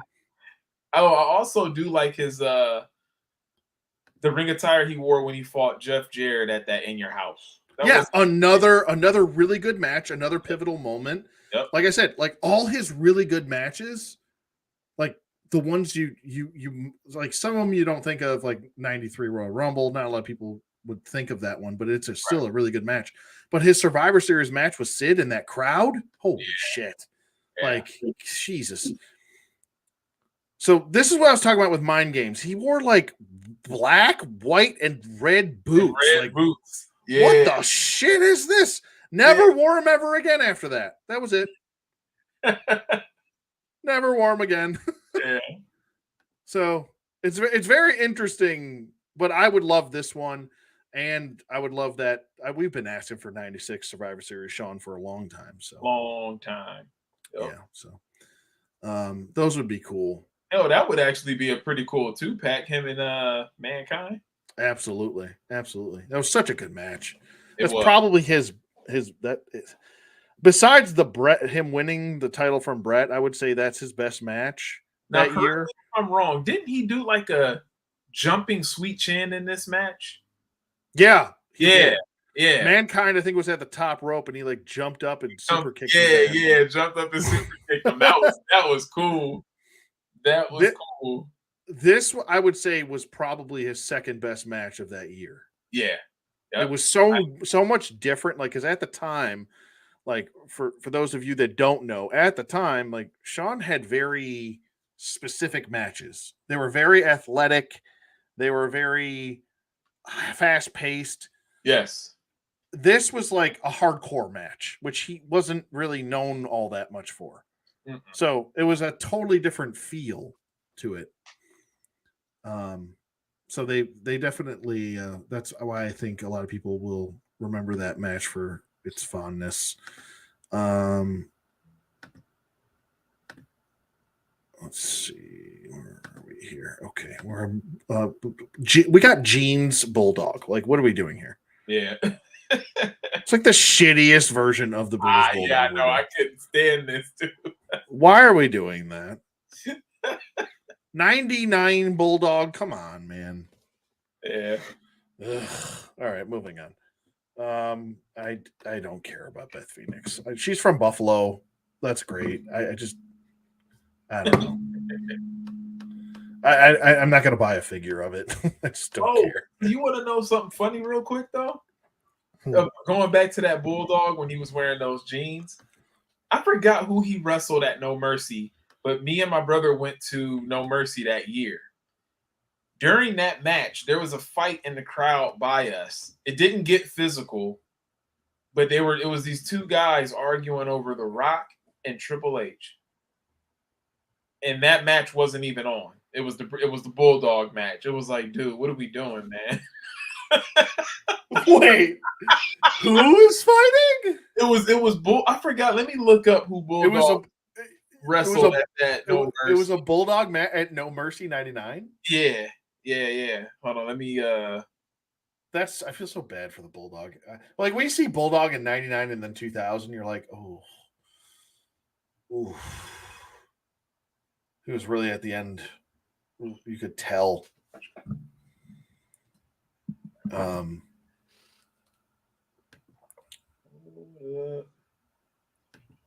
Another ruthless Batista. Like, oh, okay. It was British Bulldog versus The Rock.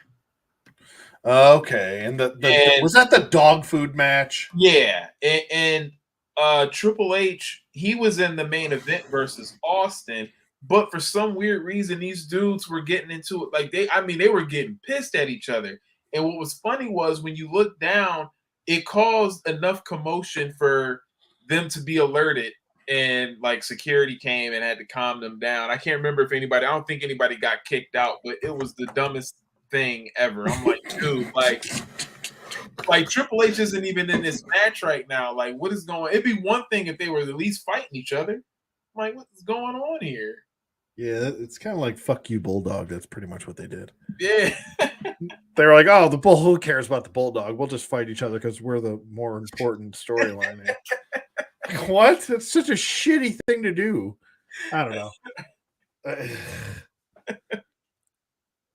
What's the point of the match if you're just going to do that? That's what I always told myself. Like, what's the point of this match? It's just going to get interfered with. I don't know. There's another Brock Virgil, babyface Virgil. Did they not release Virgil before? Am I going crazy? They have one, but I don't know if he's like this though. Oh, they have the suited Virgil. Yeah, that's right. Yeah. Okay. Yeah, I might actually get this then. Yeah, that's what I was thinking. Want to get. As soon as I saw it, I was like, "Ooh, I'll get this one." That face sculpt is really good too. It's real good. Yeah. Dude, let me tell you about this time. Virgil was such a creep. I went to this bachelor party. Yeah. My friend, he's a wrestler, and or well, he's a manager, and I had a bunch of friends that were wrestlers at this party, and Virgil's there, and I'm like, what the fuck is Virgil doing here? Why is Virgil here? And they're like, I don't know, isn't it funny? And I'm like, yeah, it is pretty fucking funny. He was so into these strippers. Oh my god. I thought he was like gonna propose to one of these fucking Yeah. It was so funny. I'm like, it's just so random. Like you walk into this like it was a bar, and they pretty much bought out the whole bar. Like the whole bar was empty. It's just people there. And in the back, they had like the strippers would show up, and Virgil's just sitting trashed, completely shit faced. And he's like just really into all the strippers. It was hysterical. But this is a really good Virgil, nonetheless. This Virgil actually reminds me of when he pissed off Diesel at the 94 Rumble. Yes. And he busted Diesel's lip. Yep. And Diesel, like, if you watch Diesel lay into him and then just throw his ass like a baby out of the ring, holy shit. Like, I'm like, wow, you must have really pissed him off with that punch in the face, because he, like, was throwing elbows at his fucking head. Yep. And Virgil was like, get me out of the ring. Ah! That shit was funny as hell. Go back and watch it. You'll see what I'm talking about. Throws him out. He throws Virgil out in like, I don't know, 10 seconds, if that. But Virgil got like a couple punches in on Diesel, and one of them connected, and it pissed him off. These look really good. I'm not going to get them though. No. Well, I do want that Steiner. I'm not gonna lie. Well, I'm talking about just these three. Oh yeah, the three. Yeah. I don't do modern stuff anymore. Yeah, that's Steiner, man. That's a ruthless Steiner. If I can ever get to it. Okay, there we go. This Dominic Mysterio head sculpt looks really good too. They did a really good job. Mattel's doing such a great job with these head sculpts. Yeah, man. Where is Steiner? Show me the Steiner. I know they got all these background like. Put Steiner up front. He's going to be one of your biggest sellers. Right. Get this women's tag team shit out of my face. I don't care about Braun Strowman, boring Strowman. Oh, this one's actually pretty cool. Mello. Is that Carmelo Hayes? Yeah. There's going to be two of them. This guy, I think, is going to be a big deal. If he was like 6 feet, I think. Yeah. He'd be a bigger deal. Yeah. You know how WWE is. Yep. But I don't know if they'll ever make him champion, but you know. Yeah. But it looks cool. It's a cool looking figure. Where the fuck is Scott Steiner? There you go. Jesus Christ. And that's still even kind of in the back, but still. Yeah, I know. It's like they did that shit on purpose. Or like, right. Triple H was like, hey, look at the way his biceps are sculpted. I like that. Yeah, that's great. I got cool. Peaks for days. Hey, you know what's crazy? They call me Twin Peaks. I think he has the trunks on in that new wrestling game coming out. This is almost his look for that wrestling code game. Because he has that headgear on, but I believe he has the chainmail. Yeah. I think Triple H was like, put him in the back of the display. He said he was gonna kick my ass. Oh yeah, he did say that. Oh man, yeah, ruthless Steiner. I'm all about it. Give me all the Steiners.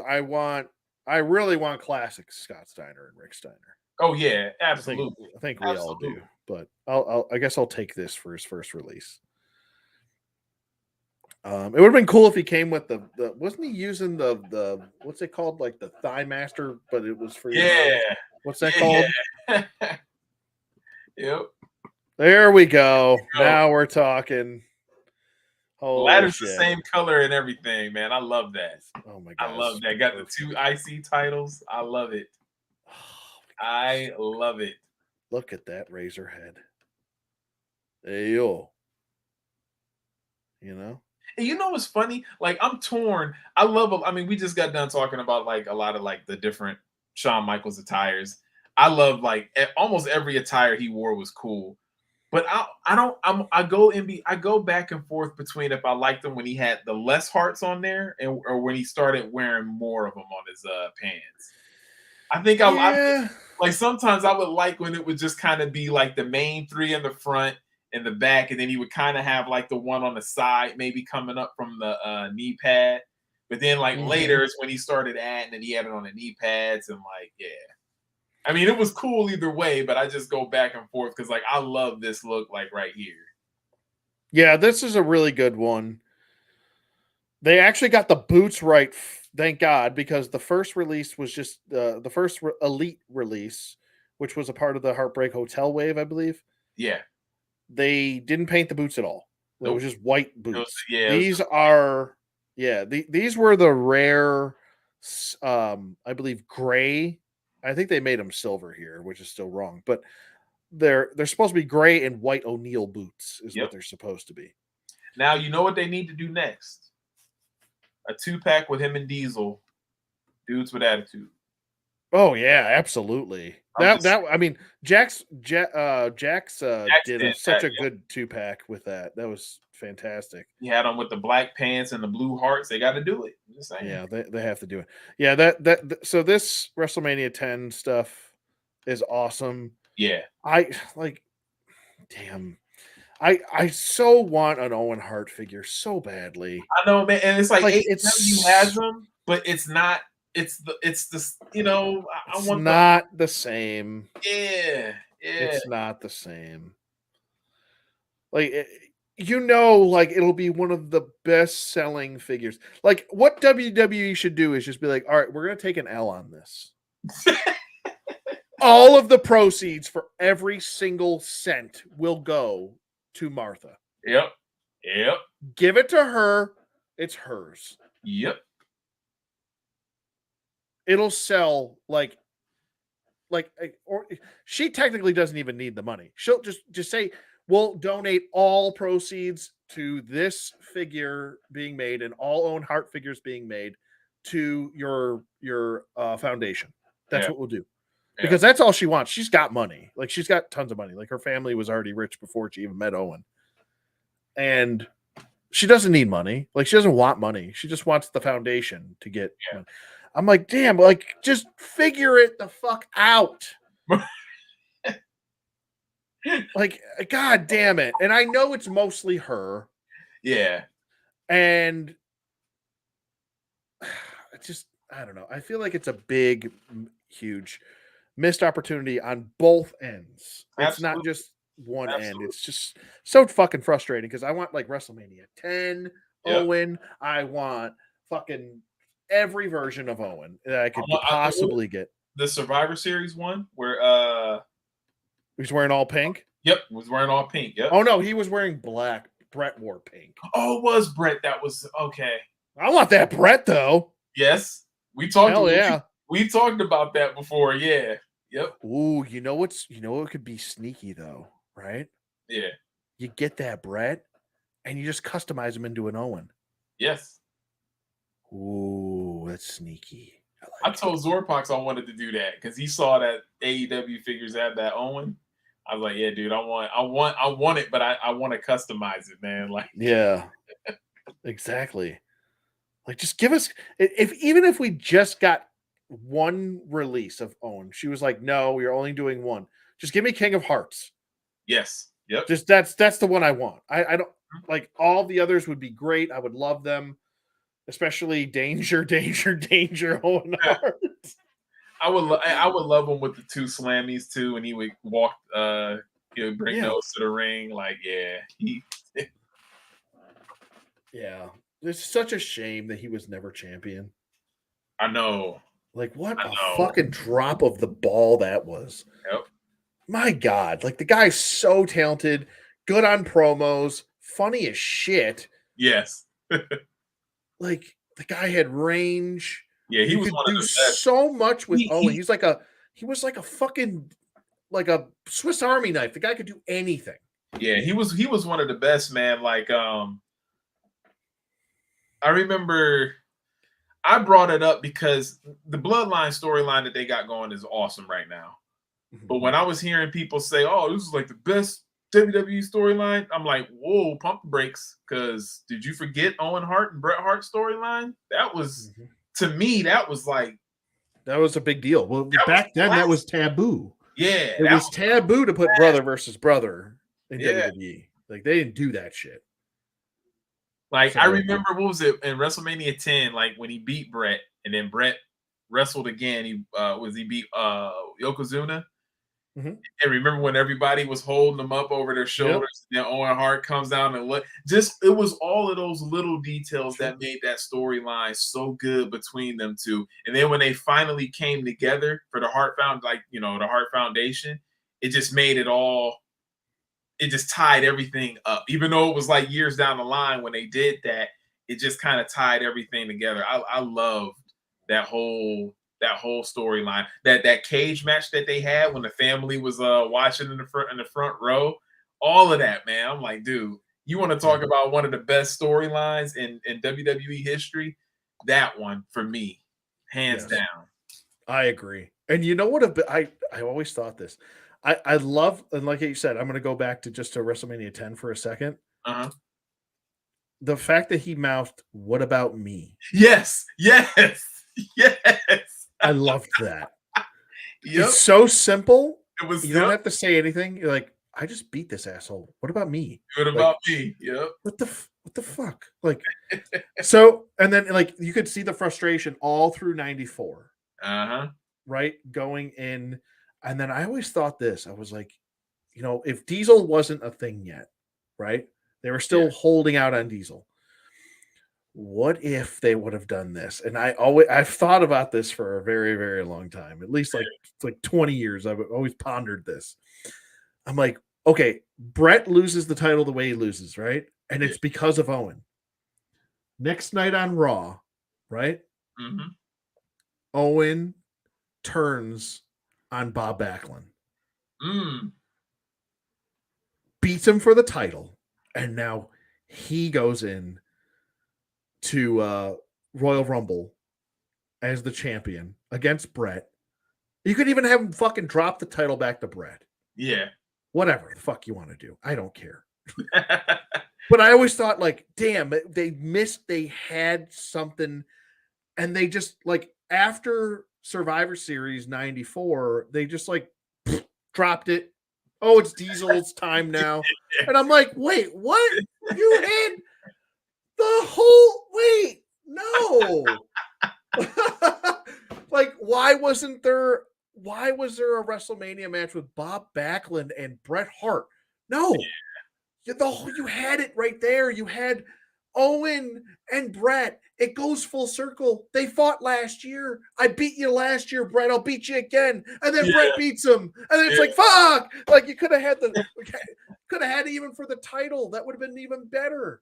Yeah. I know that was supposed to be Sean's year for the Royal Rumble, but fuck, man, I would have taken Brett versus Owen one more time for the title, and Owen's the champion. Like that. Yeah.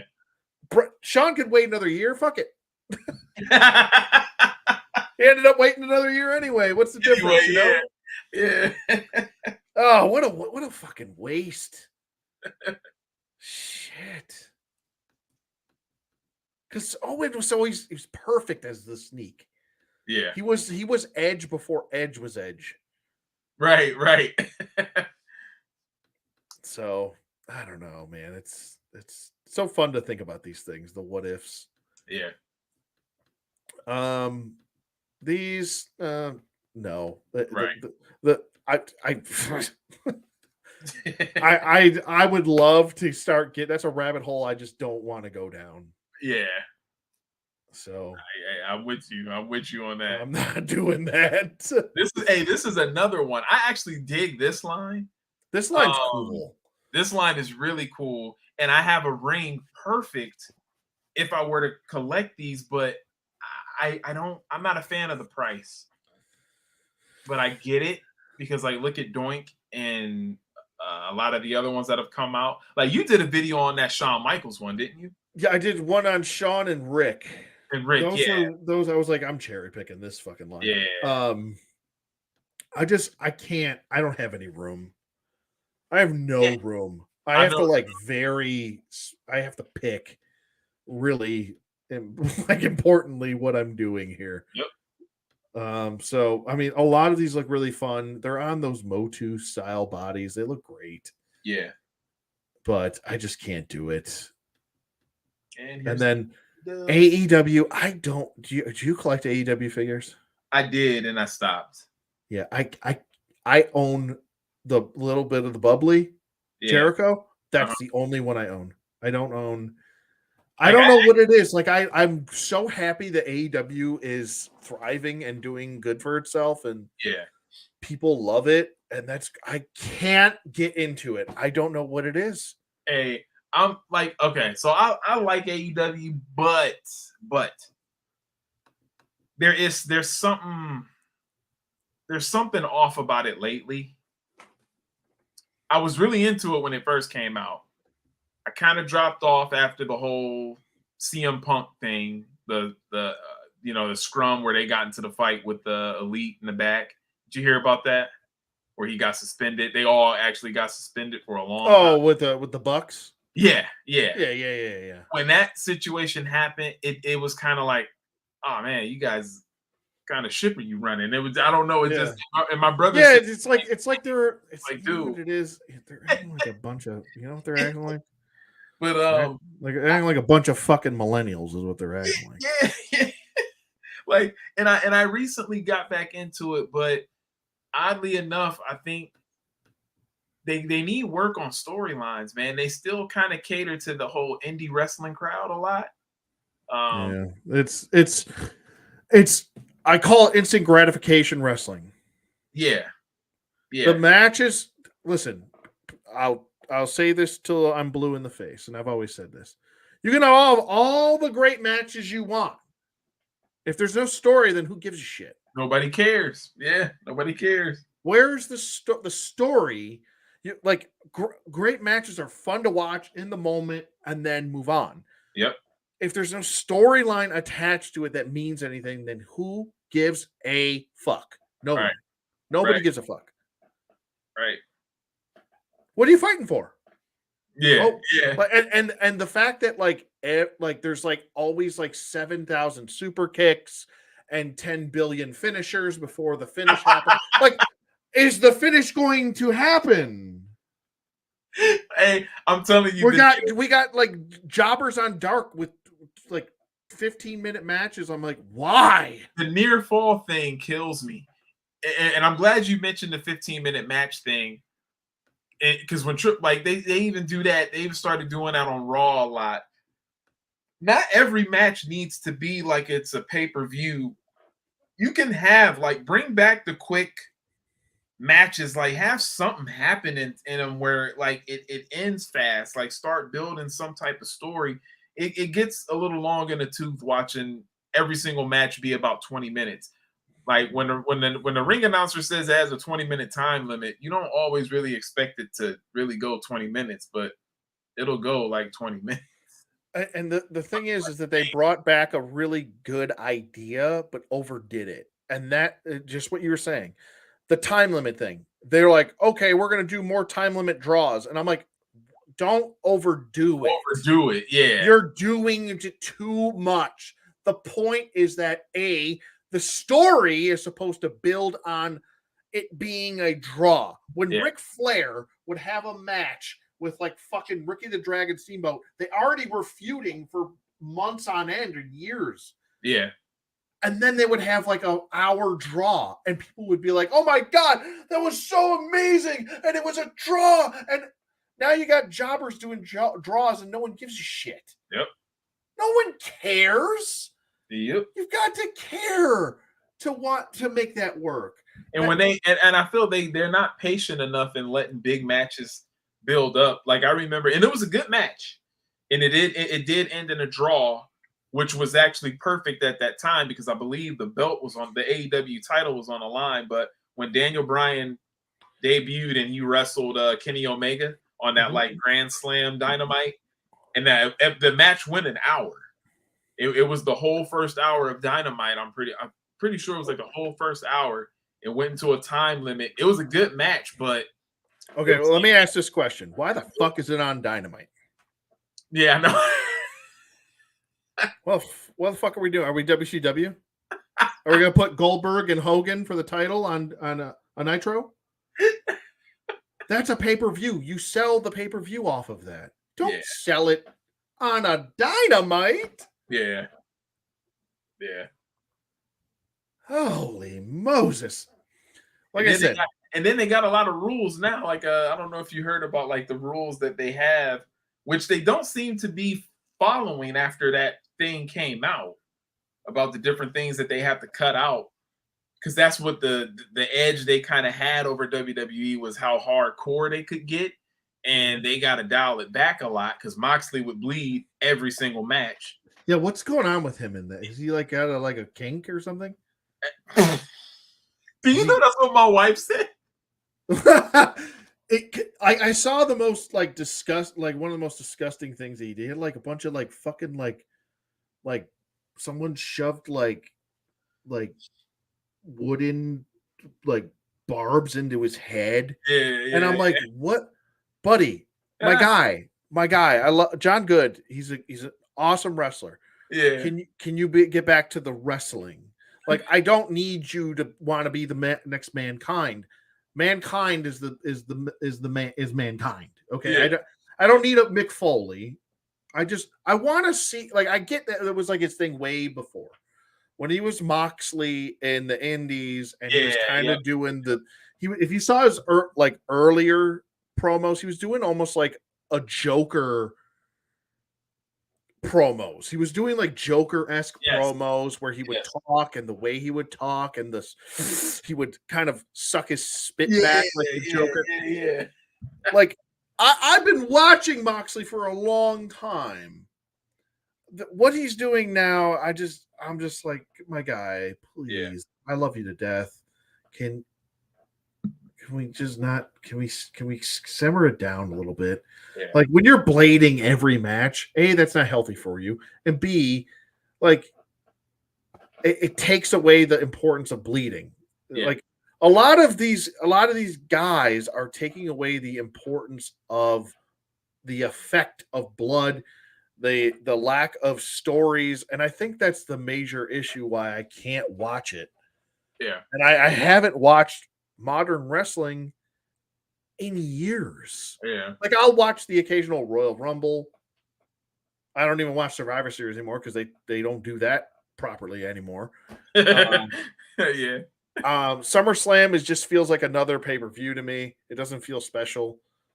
I'll watch WrestleMania if it sounds good. Yeah. But really, I mean, I'm watching one pay-per-view a year. Yeah.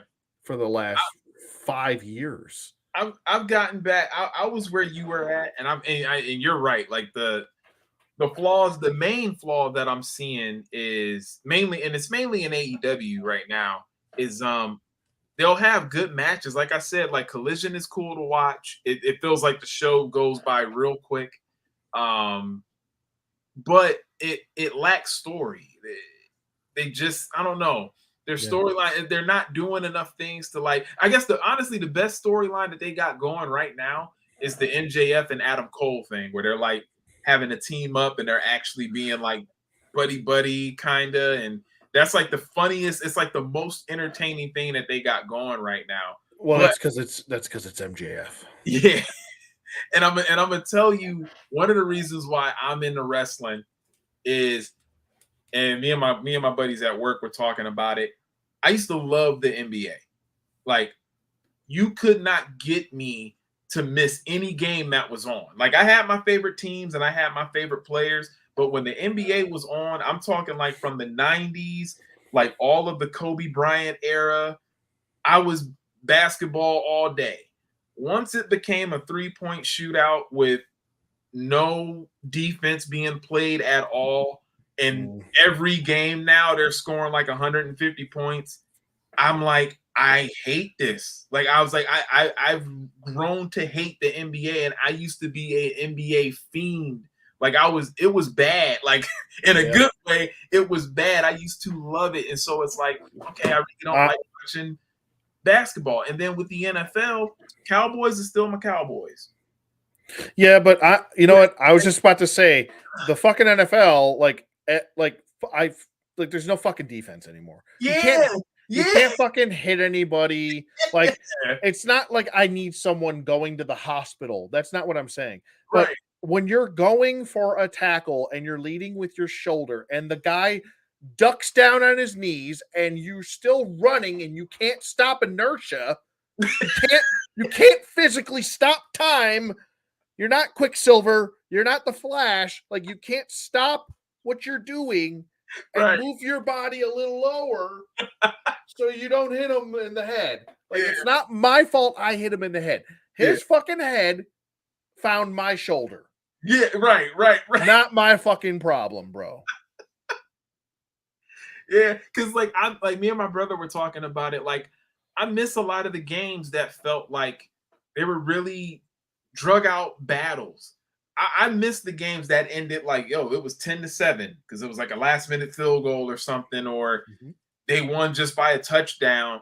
Every game now, every quarterback's throwing for like 3,000 yards a game, and it's like and because I'm not really into the sports that I grew up loving, I was like, well, wrestling is still entertaining. I got issues with wrestling now.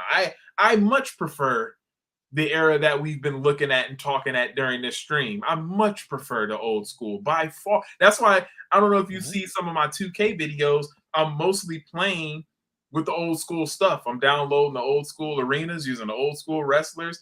Like, that's my wheelhouse. But it's like I now just kind of use wrestling as it replaced basketball and football for me for the most part. Well, because like the modern storylines they're not very good. They're not. I get the Bloodline's a great story. Yeah, but look how long it took them to finally get to a good storyline. Yeah. They had to finally turn Roman Reigns heel. How long did that take? Then they had to finally invest time and effort and money and resources into an actual storyline. Yep. Name another storyline, please. Exactly. Please name one other fucking storyline that was remotely in the last 15 years on that level. Because you know what it is? You can't. It's because now guys are focusing so much on getting spots. Everything is a spot fest. You got to get this moved in. You got to get this stuff in. And Billy Gunn even talked about it. Billy Gunn's, because he's a coach in AEW, he'll tell the guys, slow down. And he said a lot of the times he'll get pushback and they'll say like, man, you just don't want me to get my stuff. And he said, no, it's not about that. But you gotta have some type of ring psychology. You gotta let the crowd feel those impactful moments. And you don't want to keep hitting big move after big move after big move. It's like, dude, like, slow it down a little bit, man. Just a little bit. Well, and that therein lies the problem. You just said it, and you said they said it. You're not letting me get my shit in. Yeah. No one gives a fuck about your shit. Your shit is not important. You know what? You know what's a great quote that the Undertaker once said to Bret Hart when he was acting like just like that? Motherfucker, not everything is about you. Yes. Right. It's not about your shit. It's about, does the story make sense for the match? No? Yep. Then who gives a shit about your shit? Like, they even used to do like small little storylines better back in the day. Like, do you remember when Mr. Wonderful teamed up with Hogan? And remember during that match, you just kind of saw like something's about to happen. And it was the way that it was played out. It's like the wrestlers before, they were better actors because they made you feel these moments of like, I remember what was it? Hogan accidentally hit him and he took it personal. And then in that match, he ended up turning on Hogan. And it was the way that it happened. It was like, damn, it was good. Like you were entertained by it. They don't do those little things enough in wrestling now. Like, they don't do them. It's weird. It's like the most that we've gotten of that is the Bloodline storyline. Like when when Jay looked like he kicked Jimmy out of the bloodline, but then he said, "I'm out too," and he super kicked Roman. Like, that was one of the best moments I've seen in wrestling in a long time. Yeah. In a long time. Well, you know that none of this is the brainchild of Vince McMahon. Yeah, absolutely not. None of this would come from his head at all. Absolutely not. He'd be like, well, why isn't Roman given birth to a hand yet? You know what I mean? Like, that's the stupid shit that he would come up with. Or why doesn't Roman have sex with Liv Morgan on on a talk show of his? Let's call it the Big Dog Show or something. He would do some shit like that. Like, what? No. Like, I just want to see more showmanship, man. Like even another classic moment that I like to think about with wrestling is The Rock and the Nation of Domination, when Farouk was the leader, but he kind of like slowly was taking over. Yeah. And when he gave everybody a Rolex, but then the gift he gave to Farouk was a picture of him. And Farouk's face, he's like, I'm about to whoop that ass. Like the way that whole when they turned on Farouk and beat him down, like that whole moment, you don't get moments like that in wrestling at all anymore. And when they try to set things up like that, the execution is usually terrible. The execution is terrible. It is. And what triggered the turn? Do you remember? It was the beginning of the eyebrow raise. Yeah. Okay. He raised his eyebrow, and that was the trigger for the rest of the nation to beat his ass. That's right. He raised the eyebrow, and that was like letting them know, hey man, this is it for you. It was like it was a mafia hit. That's what it was. Yeah. That's what it was. It was a mafia hit, and it was well done. It was well timed too, because let's be honest, Farouk at that point was getting stale. Yeah. I still think that they should have done more with Ron in WWE. Yeah. Ron, I mean, if they would have continued, he probably could have been champion in 97 at some point. Oh yeah. If they would have done him properly, like I'm talking after, like lay that whole Ahmed, because Ahmed by 97 was awful. Yes. He was a fucking shit show. Fucking awful in the ring. My God. Okay, so you would know. Wasn't there a rumor that he would kind of like hurt guys because he was so bad? Oh yeah. No. So okay, here we go. So here's story time with ODC. Story time with Anthony. Here we go. So he would not only hurt guys, but he hurt Farouk. He hurt him and almost cost him like his career. Yeah. Okay. Yeah. A lot of people thought that it was retaliation for Ron accidentally hurting him and exploding Ahmed's kidney. Oh yeah. With that kick. So he kicked Ahmed. I think it was on his debut when Sonny was his manager. And he was wearing that stupid gladiator outfit. Yep. He kicked Ahmed and basically ruptured his kidney. Yeah. He was out for a while, and that was just when he became Intercontinental Champion. Yep. Had to vacate the title, if we remember properly. So a lot of people think that when he got back, he was in a feud with Farouk. It was just a natural thing to do. He injured him. Yeah. Like legit injured Farouk. Almost cost Ron his fucking like career. So he thought, and the whole time, like, Ahmed never said sorry, none of that. He just kind of was walking around. And Ahmed at the time was like kind of a cock to people.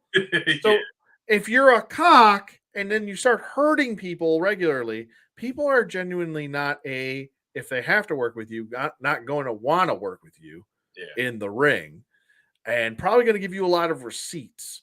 So that's why if you see Ahmed Johnson, like if you look at his fucking injury report from 96 to 97 into 98, Dude was getting hurt all the time. And Yeah. why was he getting hurt? There was one specific session or interview that I watched with what you call it? Comma. Yeah. What's his fucking real name? What's wrong with me? Can't think of his goddamn name. What is his real name? My God, why can't I know his real name? I just can't think of anyway. But Kama was in an interview and he was like, we would fuck him up on the regular. Like we would kick his fucking ass because he was a shitty person and he wasn't one of the boys. Yeah. He didn't get along with anybody and he would fucking hurt people and not give a shit because he thought he was the next big guy. He The did. next big thing. He thought he was going to be WWE champion, all this stuff, and he had the look for it and the intensity for it. He was like the 96 version of the Ultimate Warrior. You know what I mean? Like that was like he had like his entrance music. I fucking love his entrance music. Yeah, it's like one of my favorite entrance themes ever. It's so like just hits hard. Like, why didn't someone that was more talented get that entrance music? Right. God damn it. Anyway, but yeah, no, they would say like him, D-Lo, they would fuck his shit up like on purpose because they were getting annoyed. Like, you're hurting people on purpose and you don't give a shit. So screw you. Oh, I do want to say, because you mentioned his entrance music, that's another thing that's bad about wrestling now is the entrance music sucks. It's either some generic rap song or like rock song. Only so many people nowadays actually have a good wrestling theme they come out to. Yeah, the themes are really lacking. I mean, because it's just music. It sounds just like noise. Like, it's just like sometimes I'm like, wait, what's going on? Like, who is this? Yeah, exactly. That's what it is, though. You know what I mean? It is bad because I've been watching it and I'll hear entrance music and I'm like, wait, and I'm like, I'll wait until I see the person. I'm like, oh, okay. Like nothing's memorable. Nothing sticks out. It's weird. Yeah, it just sounds like, oh, they just want like, but it just kind of all blends in. It's just all bunch of boring nonsense. It's like people with athletic talent that don't want to take a risk, and like if you look at everyone's like attires, like they all look the same. They all look the same. Yeah. No one stands out. Yep. They're all wearing like black with kick pads and yeah. and now they've all like some of them have adopted wearing no knee pads because that was like a throwback thing that they thought they were cool doing. And it's like, can you just like I don't know, like, is the talent allowed to just have their own look and be in charge of that, or is it? I felt like it was like because they made Sean adopt the heartbreak. He didn't want to do that shit. Yeah. You know what I mean? I get like creative has some shitty, like they wanted Bret Hart to be a cowboy when he first got to WWE. Yeah, it's a fucking terrible idea. Oh my God. Thank God Bret Hart knew to, hey, I'm going to do my own thing over here. You go do all the cowboy shit you want to do over there. Billy and Bart will be here in a few years. You can do that with them. All right. Get your cowboys. Then I'm not doing no cowboy shit. I'm from Canada. All right. But it's also got to work. Like, okay. Here's a good point. When you see a wrestler, right? Mm-hmm. You see, like, let's just take Hulk Hogan is a perfect example. Through his look alone, not his character, just his look alone, you can pick every single moment that's pivotal in his career and evolution, right? Yep. Through his look, his attire, the way he carries himself, the way he talks, his presence, stuff like that. You know when you see early heel Hulk Hogan. You know when you see Japanese wrestling Hulk Hogan in the Tokyo Dome. You know that look. You know the early his debut look. You know Hulkamania's look. You know NWO look. There's none of that. Roman Reigns has been wearing the same shit since the Shield. He just took his stupid vest off. There's no progression in your look. It's boring as hell. No, you're so right, dude. Like, you are so right. Seth Rollins is the only one. Yeah. Only one. And I'm not even a big Seth Rollins fan. He's the only one that has any sort of evolution. Yep. Any sort of progression in his look. Everyone else is like, especially the women wrestlers, they all look the same. They're all boring. They all look the same. I agree. Except for who? Rhea Ripley, the only one. Yeah, she looks like friggin' Marilyn Manson, for God's sake. She does look like Marilyn Manson. And then they do that thing where the women all like in both organizations, somebody's gotta have bright red hair, green hair, purple orange hair, pumpkin hair. Yeah, there's always an orange pumpkin girl laying around somewhere. Yeah, I'm like that's stupid. Like I don't know, that's weird. Yeah, unless that shit doesn't stand out either. It doesn't stand out. It's like what it has nothing to do with the character or anything. Yeah, where I want to see characters. I don't want to see people. Yeah. I see a whole bunch of people. I don't see any characters anymore. You know? I agree. Like I see people with normal names, and maybe that's what people want to see. But for me to get back into this stuff, I want to see characters. Fuck it. Give me Mantar. Give me a stupid character. Yep. Give me some guy that's like, I am a Minotaur man. Yeah. Give me some corny shit like that. Yep. I don't want an ECW zombie. That's just ridiculous. But a guy that thinks he's a Minotaur has a lot more story that's progressing within me just knowing that he thinks he's a half man, half beast than most of the roster.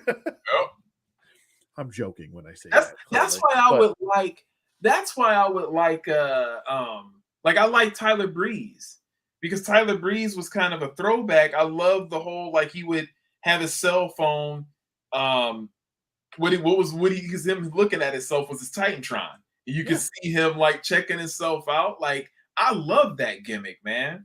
Yeah, it was perfect. He took the model gimmick and put his own twist on it. Yeah, even Velveteen Dream. Before he did what he did, but Velveteen Dream had a character. I love wrestlers that have gimmicks, that actually have a gimmick, not just a person and that's it. Well, and that's I think another reason. Fucking Shark Boy got over. Yeah. Shark Boy. And you know what else is missing too? And this is a small detail, but I hate that it went away. Everybody used to have a unique way of punching and kicking. Just the simple moves everybody had. Shawn Michaels had his jabs. Nobody in the business at the time was doing the jabs like Shawn Michaels. Stone Cold punched a certain way. Bret Hart, I love Bret Hart's punches. Bret Hart's punches. I love Bret, dude. And then when they would get you down, the way that they would stomp, I miss the stomping of the mat as they're punching. Everybody does these punches where they're flat-footed and they're just, it's that's not. It looks dumb. Or they throw forearms, or they do the Daniel Bryan kicks. Yeah, they all have the same. If you were to take the majority of wrestlers now, and you were in a video game and you had movesets, they'd all have the same fucking moveset. They all have the same moves. Yeah, they'd all have the same movesets. They all have similar looks. They are just all it's like they saw one wrestler do a thing and they were like, oh, I'm going to do that thing. I want to do that. Yep. They saw one wrestler wear kick pads one day and they were like, oh, I'm going to wear kick pads too. Then they saw another wrestler, wear a fucking leather jacket. Oh my God, Bullet Club wears leather jackets. I'm going to wear a fucking leather jacket too. Yep. Now they all wear leather jackets. They all wear kick pads. They all do high spots. Yep. There's no story. And how many people? It's like the whole roster, both men and women, all do a suicide dive out of the ring. Like, yeah, the tope suicida. I'm so sick of hearing that. It's like that one that takes away from the uniqueness of that move when everybody's doing it. It's dangerous to do. Not everybody should be doing it. They're doing way too many dangerous spots. Like, if you got to do all of these crazy spots just to entertain fans now, that's a problem. Yeah. We used to be entertained with wrestling matches that, like, how's the best way to explain it? As a kid and even, like, you know, in my teens, watching matches that would end kind of quick because somebody cheated in some kind of way, that was enough entertainment. Where you might not see that person's finisher that night because they won in some type of bullshit way. But if they did it where it was entertaining enough, it was like, that was actually cool. Now they don't have that. They don't have these crazy finishes where it's like, oh, whoa, that was it. I can't believe such and such won. And it was like off of some bullshit roll up. But it was because he was, you know, something happened. It was because of something. It was an outside interference. There was, you know, something. There's no ring psychology. No ring psychology at all. It's just, let's do this spot. Oh, we got a super kick spot. Oh, let's do the super kick spot. Yep. Oh, I'm going to do a Canadian destroyer spot. Oh, you know, I'm going to do a fucking Spanish fly spot. Oh, I'm going to do a fucking 5-star frog splash spot. I'm going to do a Stone Cold Stunner spot. It's just fucking Jesus. And did you hear Bret Hart's interview where he said it's like they don't make it look real anymore? He said, I miss guys making headlocks look like they're hurting. He said, I get annoyed when somebody's going to the top rope. You got 5 guys standing huddled outside the ring waiting for that spot. Like, waiting. Wait, guys, hold on. Yeah. Hold on. Hold on, he's not ready yet. Hold on. Oh, he tripped down the top rope. Hold on. Oh, come back. Okay, here it comes. You ready? Oh. And then just like that. Oh, okay, here it comes. Oh. Yeah. It's fucking ridiculous. It is absolutely ridiculous, man. Like, nobody, and because, you know, when they do rest holds now, you can tell that the guys want to hurry up with that spot. They don't want to make it look like they're choking the life out of somebody. It's kind of lazy. They're just kind of on, and then the person that has the chokehold, they get up almost immediately. There's no more of the ref checking the arm, having it fall. Like, there's nothing. Refs don't do their jobs anymore. You got refs like fucking, what's her name? Aubrey. What the fuck's her name? Oh yeah, the AEW chick. Yeah, she's like getting involved in fucking matches. She's making the match about her. Cut the shit. Yeah. Cut the shit. It's not making the match about you. It's not. You're a fucking referee. Be in the background and shut the fuck up and do your job. I don't need a referee doing this all the time. Like, Charles Robinson could get away with doing like an occasional like, whoa. Yeah. But she's doing it like every move is like, whoa, or she's doing like something to take the focus is not the referee. The focus is the wrestlers. Right. Cut it out. Right. And then she comes out with what promo saying, I don't want to make this about me. Bitch, you're doing a promo right now. It's about you. And like, finishers aren't protected anymore, but on top of finishers not being protected, they do these crazy spots where you're like, oh, that's it. But then they kick out. Too many near falls is just as bad as not protecting a finisher. If you got somebody getting hit with some type of devastating move, I remember there was a match between Ricochet and Adam Cole in NXT a while back. And they did some type of crazy spot. I think it was Adam Cole did it to Ricochet. And it's like the match had already been going on for a long time. It honestly was the perfect way to end it. And then he kicks out. It's like, dude.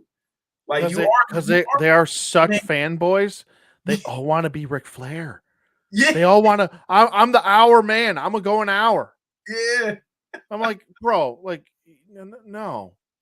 Like, what? like everyone does Canadian Destroyers. Canadian Destroyer used to be like protected. Like when Yes. PD Williams did a Canadian Destroyer, that was a wrap. That was it. You're That was done. it. Yeah. 1, 2, 3, guaranteed. Yep. Yep. When Brett did the sharpshooter, that's a tap. Like you're done. You're done. Like, I quit. That's a wrap. Yep. Sean did super kick. 1, 2, 3, you're done. Yep. There's none of that. It's like I gotta hit you with my move 8 fucking times before finally you don't kick out anymore. And the only time that you should ever have a finisher be kicked out of is if the storyline calls for it. And what I mean by that is like, I get Undertaker kicking out of stuff. That's Undertaker. He's the dead man. I get somebody like even The Fiend, Bray Wyatt, the Fiend character. Not Bray Wyatt, but when he's the Fiend character, I understand him kicking out of stuff because they're built up like monsters. So it's going to take a little bit more, but you even still have to build that through the storyline. You can't just have the match and then just be like, oh man, he kicked out of like 5 different pedigrees. Like it doesn't work that way. Like and it took 5 pedigrees. So it was like, remember the fucking, what was it, Roman Reigns and Brock? When it took like Brock like 6 F5s in that WrestleMania to put him away, and people were booing the piss out of that match. Yep. And I was like, yeah, like what are you guys doing? That was a video game match. They had unlimited finishers. Yeah, they did. They just kept getting them.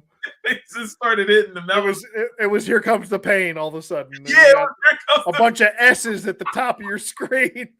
That's literally, dude. When I watched that match, I was like, "Yo, this is a video game match. It is a video game match. Like, how is this cool? Like, I don't understand." Yeah, and the funny thing is, like, I want to see it be good. I just can't sit through it. Like, I don't even give a shit that CM Punk came back again. Like, like I don't care. Like, I think he's over the hill. To be honest with you, I think he's lost since he started with AEW. I feel like he's lost a step. He keeps getting fucking injured all the time. Oh yeah, it's not that, and he's throwing a pissy fit. And you know, like I'm not a big Kenny Omega person either. I know the dude's talented, but he sounds like a whiny bitch, kind of like I get like CM Punk is kind of an asshole. Well, not kind of an asshole. He's probably an asshole, but like when 2 assholes, it's like when 2 bullies meet each other. Like they don't know whether to beat each other up or just talk shit. You know what I mean? Like it's like they're just like, yeah, you're in my territory. I'm in your territory. No, it's like, this is my territory now. And it's like, it just seemed like 2 guys with tiny dicks that are fighting over who's got the bigger dick, you know? Yeah. It's lame. It's like one is my age, or one's younger than me. Sorry. One is 39 years old, Kenny Omega, and the other one's pushing like 50? Yeah. Like, what the fuck are you guys doing here? Yeah. It's funny though, man. Like you said it a little bit ago. I was just thinking about it again. It's and we've talked about it you've talked about it for years now. Like it is just a lot of guys now. Like there's no characters. Like Wheeler Yuta, the guy that's with the Blackpool Combat Club with Moxley and Claudio. Oh, the technical wrestler dude. Yeah. It's like, people like him, but it's like there's nothing to him for me. Yeah, like Moxley. I know we talked about Moxley, like the bleeding thing, but at least he's got something. He's crazy. He's like unhinged. But like Wheeler Yuta, there's nothing. He's got a he's vanilla. He's the vanilla. You know, the best thing to happen to Wheeler Yuta was that title reign that he had with the Ring of Honor, the what used to be what's it called? The Pure title. Oh, okay. Because the Pure title fit within his wheelhouse. Yeah. If I can use a pun there. It fit his character perfectly because that's his character. Yeah. He's like, you know what he is? He's like on the same level his character as a Benoit. Like Benoit could have used a pure title, and like you don't have to, like, he sucks at promos. We all know that. Yeah. Like Oh yeah. God. he was awful at fucking promos, and like people just wanted to see him wrestle. He was that great. Yep. Like that's the type of wrestler I feel like Wheeler you. I'm not trying to compare him to a murderer, but what I'm trying to compare him to is just the wrestling acumen and the fact that certain wrestlers only fit. Like who took it and actually did something with it? Drew Gulak. Drew Gulak actually took that being boring shit and did something with it and made it interesting. Yep. He would like train people and make fun of them because they're just not as good as he. Yeah. Like you did that whole thing with Daniel Bryan and like revitalized Daniel Bryan from being a heel and then back into a babyface again, and then going after a title. Like that is storytelling. Mm-hmm. I don't see that on the other side. I'm just not seeing it. Yeah. I just don't. I think it takes it sometimes takes a village to raise a baby. Yeah. And I feel like there's not a village raising a baby at AEW. There's one guy, and he is doing things like Vince McMahon, but different. Yes. He's doing things his way, but in a different way. Yeah. It looks different, but it's still the same, folks. Yep. There's still lack of storytelling. There's still, and Vince, he would give you storytelling, but it would suck sometimes. Most of the time. Yeah. Okay. If it came from Vince, you knew because it was stupid. All right. But sometimes a nugget would come out and it would be gold, not shit. You know what I mean? Yep. A turd would fall out of his ass and it would be pure solid gold. Yep. I don't see, the only pure solid gold that I've seen come out of Tony Khan's ass was CM Punk versus CM Punk and MJF. Yeah. But I feel like that's mostly because of MJF. Yeah. Yes. I'm telling, if MJF leaves that company, man, they might be done. Dude, I was thinking the same thing. They need to keep him. Like at all costs, they need to keep him. Yeah. They I know they just paid him, but like you better make sure he is the happiest mofo on that roster. Dude, because if he goes to WWE, like he's gonna explode. Like if WWE allows him to be that, he will. But I don't know if they'll let him swear and do the things that he's allowed to do in AEW. Right. So I think with the reins off of him is the way that he has to be. Yeah. He's to me. I'm able to make it work. What's that? I almost feel like he's good enough to be able to make it work. Like with WWE's, like the way that they do things, I feel like he is that good to where he can make it work. Like it wouldn't 100% be the same. He does have more freedom in AEW, but like, well, and if you look at what a lot of MJF does, he does a lot of what Triple H used to do. Yeah. A lot of his character is like when people think, like I know there's certain fans there's fans of Triple H that think he's like this cerebral assassin, this badass, and he's got this. He's not. He's a fucking coward. If you look at the evolution of Triple H from 95 all the way to when he retired, right? Yeah. He's always been a coward. At his soul, he's like that. He's like the nerdy kid that wants to be the cool kid so bad.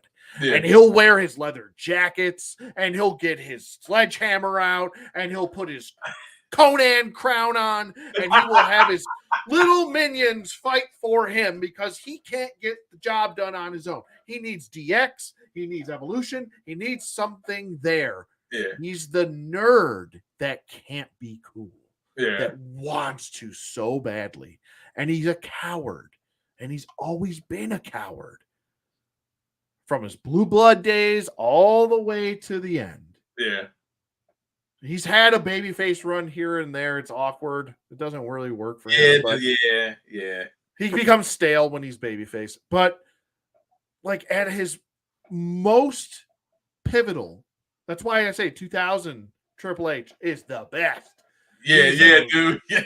He is a such a coward. It's so great. I love it. It's fantastic. But when you compare MJF to, he does a lot of Triple Hing. Yeah. He thinks he's cooler. He thinks he's the best. He's not. Right. Maybe he could be. Maybe he is at the moment, but he's still a fucking coward. Look at the whole thing with Wardlow. Yeah. Perfect. It was perfect. Like a lot of stuff that he adopts is a lot of intelligent, cowardly things that keep a story interesting. Because I think the most key element to any story is the heel. The heel keeps that story going. The babyface is just along for the ride, man. When you think about it, like it's, I don't know, man. I should have been a goddamn wrestling writer. Right, I know. I really should have. Should have been a fucking wrestling writer. Yeah, man. But especially for how it is now. Oh yeah, I know. It's I would have loved it. I would have loved to just switch things up and direct people a certain way, and it would have been fun. Yeah. But I think, we're pushing 3 hours here. We should probably call it a day here. This was fun though. Yeah, it was a lot of fun. It was absolutely a lot of fun. So but yeah, these were all the reveals. What's your favorite reveal? So while we're ending here. Ooh. Man. Dude, it's okay. I got a couple. Okay, go for it, man. The Mr. Perfect. Okay. The Kurt Angle. Okay. And didn't they show I don't know if we looked at them. I'm pretty sure because I was watching My Damn Toys video. And they have Ultimates Heart Foundations coming out. It's like the Elites that were before, but it's Ultimate Heart Foundation. I'm pretty sure they showed them around that ring with all the other Coliseum, like the Terry Funk and Hogan and Roddy Piper. I'm looking that up right now just to see. Let's see here. Yes, they are. Yeah. Wow. Okay. I forgot about those. Yeah. Those look awesome. I know. I gotta screen share this really quick before we. There we go. Okay.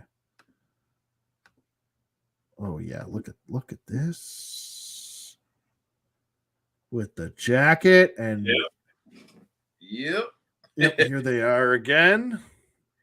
Yeah, those look good, man. Those look awesome. I wonder if Jim is going to come with the hat. You know, that pink hat he had? Oh, yeah. He might, actually. I wonder if he's going to. That'd be pretty cool. Yeah, these look. Oh, that's and then the bulldog. The Heart Foundation bulldog. Oh, okay. Yeah. That makes sense. For me, I would say the 97 Brett, the 2002 Sean, even though it's I'm still gonna get it. I guess the ladder match 2-pack, obviously for obvious reasons. Yeah, I already considered that it was already on your list. I was like, you probably just forgot. Oh boy, what else? I'm trying to think. Mr. Perfect, absolutely. Yeah. I'd say that Hogan. What was it? That Hogan 3 or 4-pack? Oh, 3-pack. Yeah. Yeah, that's a score. That like debut Hogan, heel Hogan. Yeah. All you need is Classy Freddie Blassie for that one. Yes. Yeah. Right. I'm trying to think because I. Did you say Kurt Angle? Because I know you was digging. Oh, yeah, no, Angle. There you go. There we go. Wasn't there something else? What else was there? I know you want to get that Brock Lesnar. Yeah, the Brock, but yeah. That's out of necessity. It's not like I need that for it's like, it's another Brock, I guess. All right. I suppose. Steiner. Oh yeah, the Scott Steiner. Yeah. What else was it? There's one more I'm forgetting. I know it. Where was I?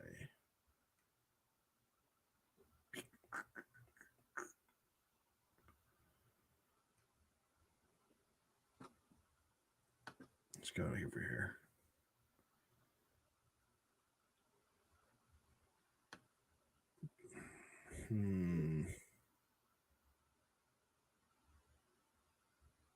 I don't know. Maybe that was it.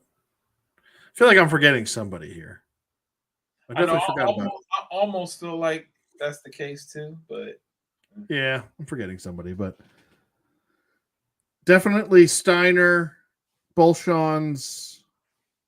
The WCW Piper. Oh yeah. Yeah, that the Piper. I think the most anticipated is probably between. Oh, what about that other? Well, hold on a minute. We didn't even talk about that one Sean that you and I were talking about. I was like, what in the hell is this from? I'm like, you were like, oh, it's from Raw. It's from him and Bulldog at Raw. Yeah, it was the two. I think aren't those 2-packs? It's like basic 2-packs though. It's like him. It was like it was him and British Bulldog together, and we were trying to figure out where he got that ring attire from, like where they got that ring attire from, and we found out it was from a Raw.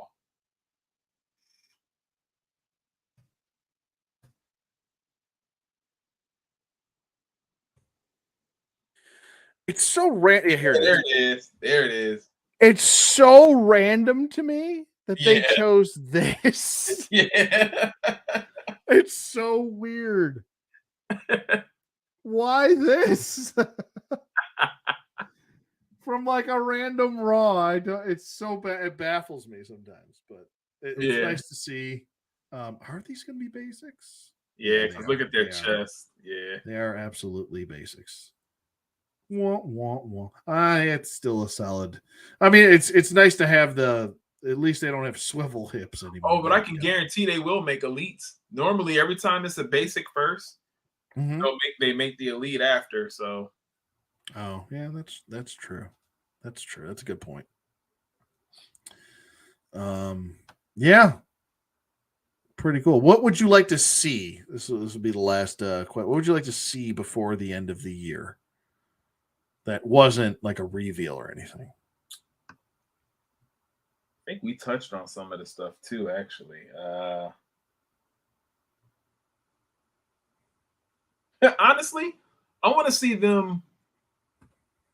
I want to see if they release another ring that's like the New Generation ring but cheaper. Yeah, right. Just new gen shit all the time. All we want is new gen shit. And like, even though I don't need it, I would like to have something with like and I do have authentic WWE I have authentic WWF WrestleMania ring skirts on my ring now. But I would like to have. I do think it's cool the way you can put the ring together. It has those like wooden planks that go underneath the mat. Like all of that stuff is pretty cool. I don't know. That is pretty cool. I can't think of any. I can't think of anything right now. I still. like I said, I want more Bulldogs. I know that's Yes. probably Yeah. not going to be in the consensus. Like this fucking Bulldog right here, that one with the fucking that one. I'll take that one. I'll take what was it? I Oh, think hey. What about Demolition? I want to see Demolition. yeah, we need a Crush. Yes. Where the fuck is Crush, man? I want Crush in the like the purple and like he looked like Yes. he was playing for the Phoenix Suns. I want that one. Like the Jazz, like he was playing for the Jazz, and he had the purple. Yeah, that purple. Yeah, he was working for the Suns, and then he got traded to the Jazz later on. 94 Crush.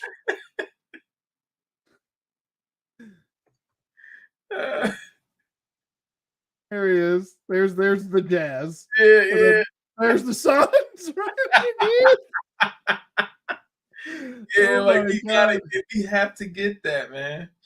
All right, but herein lies the internal question of if they give you both, which one do you display? Because they're both the same era. I'm displaying that one, the Phoenix Suns one right there. Oh wait, I guess you could get away with he was technically he debuted 92, right? Yeah. Yeah, you could get away with him being in the golden era then. Yeah. And then you can put this one in new gen. Yeah, that would work. Oh, and hell, I want Jailhouse Crush too. Yeah. Let's go friggin' Nation of Domination Crush. All right, this is the last thing for me. And this is like a wish list thing for me.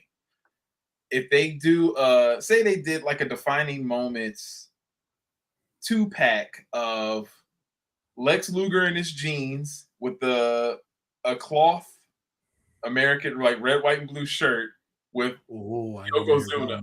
I know where you're going with this. Well, you know how much they love re-releasing Yokozunas, so yeah. I'm sure Mattel's like friggin' can't wait. They're like, someone say they want a Yokozuna. Well, about that, come on down. We got plenty of them over here. Between that and Warrior, if someone else said if they ever heard another fan say we don't have enough Warriors, they would just keep popping them out like. Anyway, but yeah, that would be cool. That would be really cool. The slam that's definitely like a defining moment. Right. But one you brought up earlier, and it is the Allied powers. Yeah, it was a short-lived. I wouldn't even mind if they just did them in basics. With the articulation that they had. That's fine for me. Go ahead and do them in basics. I just want that tag team. Like, remember how their music was mashed up? Yeah, it was pretty cool. That was so cool.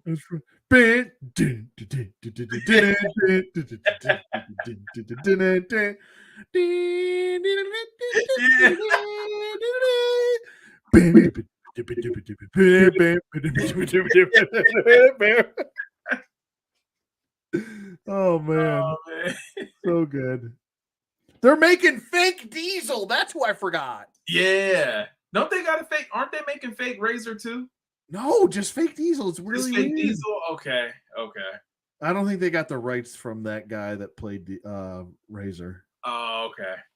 But yeah, we need this Crush too, because that Crush is fucking expensive as shit. Yeah. We need Demolition Crush. Yeah. Yeah, that should be a 3-pack. Exactly. Yes, exactly. We need. Where the fuck's Adam Bomb? Dude. You know what's crazy? I didn't even see his picture, and I was about to say, dude, we need Adam Bomb. I was just about to say we need Adam Bomb. We need Adam Bomb in every version of Crush. Dude, I would love that. I'm telling you, I would. Because if you do Adam Bomb and you do more Crushes, then you know what you get? Chronic. Come on, give me some Chronic. What a dumb name for a tag team. My God. Oh my God. Let's talk about jobbers. This is like the jobber photo of jobber photos. Is that Savio Vega? I want the entire Truth Commission. Yep. I want Savio Vega. Oh my God. I want the Los Boricuas. I want the, let's call them two racists. Because we got two racists right here. We'll call them the racist, fake Undertaker, and Chronic. Well, that's what we'll talk about. Wild Man Mark Merrill. Oh yeah. Oh God. Yeah, we could totally do that. That would be awesome. Yeah, there he is right here. Look at this. Yeah. This is the only Mark Merrill we have. That's sad. Yeah. That figure looks ridiculous. I love it. Is that the Bone Cruncher one? Yeah. Yeah. Dude, Bone Crunchers were the shit to play with, man. They were awesome. Yep. You could have so much. You could whip a Bone Crusher across a room and it wouldn't break. Right. Shit would just bounce off like, hey, nice try. Try again, asshole.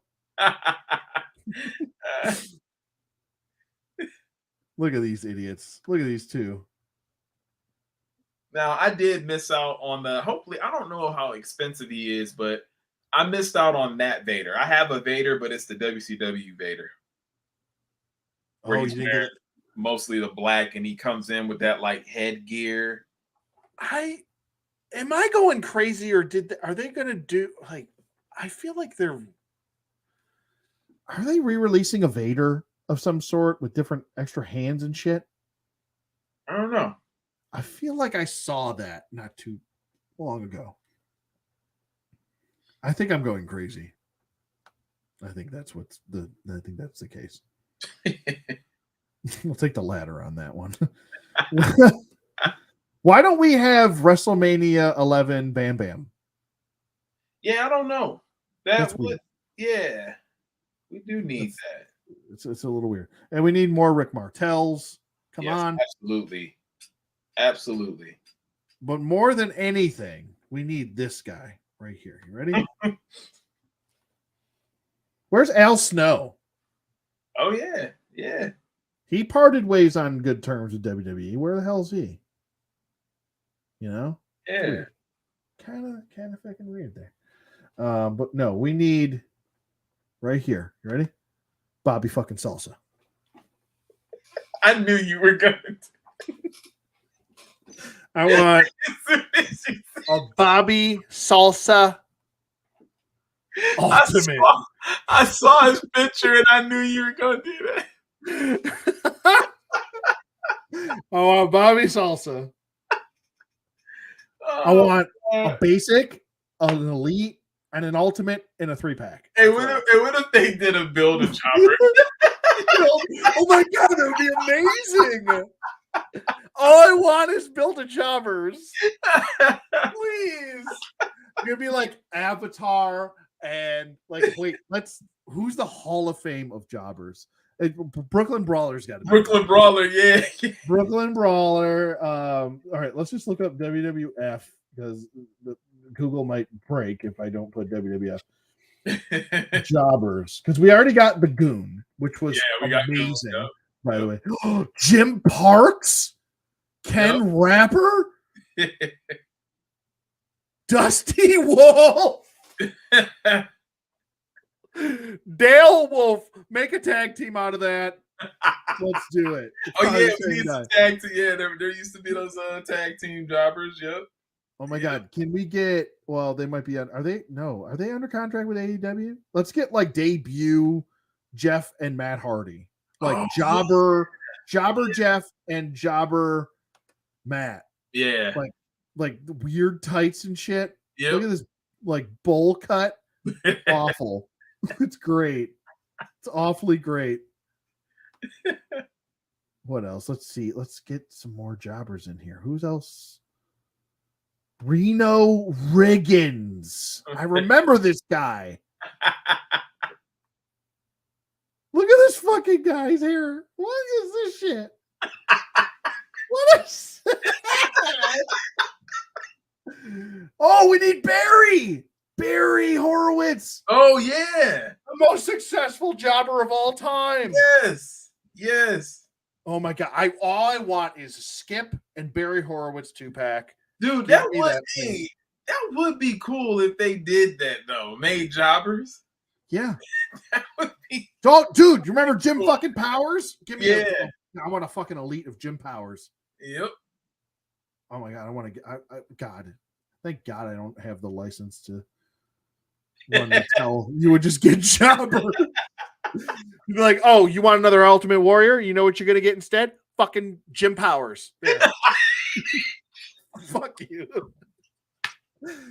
You want to keep it going? You want to keep You want to keep sending me emails? Now it's Iron Mike Sharp. That's what you get. Who do you want? A Hogan? Oh, don't you have enough? You know what you get now? Chico Martinez. This is what you get. Oh my God, I want Jobber D'Lo. Yeah. How do I get Jobber D'Lo? I think they should do that, man. Wait, what was the one dude, the pimp? What was his name? Too Cold Scorpio. Well, Scorpio. He technically was Too Cold Scorpio was in WWF. Oh my God, look at Moxley. He looks like an angry just SJW is what he looks like. He looks fucking terrible. Holy sheep shit on a shingle. That is awful on so many levels. Jobber Scott Taylor. Oh my God. Oh yeah, wait, what'd you ask me? Because I just went on a weird tangent. Dude. Wait, what did you just ask me before? Because my ADD kicked in. And you said, I can't remember. I can't even remember. Fuck. That took me out, man. When seeing Mox, like, all right. Yeah, all right. Dude. Oh my God. What was that other one? I was gonna fuck. This is bringing back jobber memories.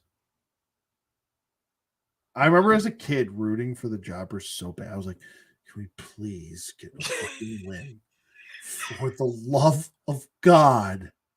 Like, I remember when Razor debuted, he gave that jobber like the hardest razor edge, man. He killed him, dog. Like, look how sad this man looks. He's like, I'm about to get my ass whooped. There's nothing I can do. I'm just here for the money. And maybe they'll see something in me. Do you remember? I think it was Junkyard Dog when he started like tearing that one dude up because of something. I don't know what he did, but he was like really messing him up in a match. And I forgot. Junkyard Dog. Oh God. Like, if someone pisses off Junkyard Dog, like you're a piece of shit then. Right. I feel like he's one of the most like lovable people. Yeah. And you piss that man off? What? Right. Why? What's better than Don Driggers? Bad. I don't know. We should get a Bad News Brown. Oh yeah. Where the fuck's he been? I know. What's that about? Yeah. Look at Jobber Matt Hardy. Why is he doing this pose? What is that supposed to do? Vince McMahon told him to do that pose. Yep. That has to be Vince. Absolutely. Make sure, hey Matt, when you get out there, make sure you show me your striations. Holy shit, dude. What the hell? Oh, God. Woo. Oh, boy. We need the Mountie. We don't get the Mountie. Yeah. Oh, yeah. We need fucking, what's Gilbert? Yeah. Dwayne Gill, dude.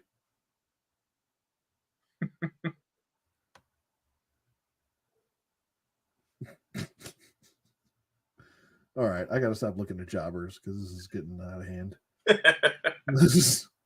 Wait a minute, what's this? Starla Saxton? What? She's on Heat, man. She was on Heat, hanging out, taking jobs, doing jobs, man.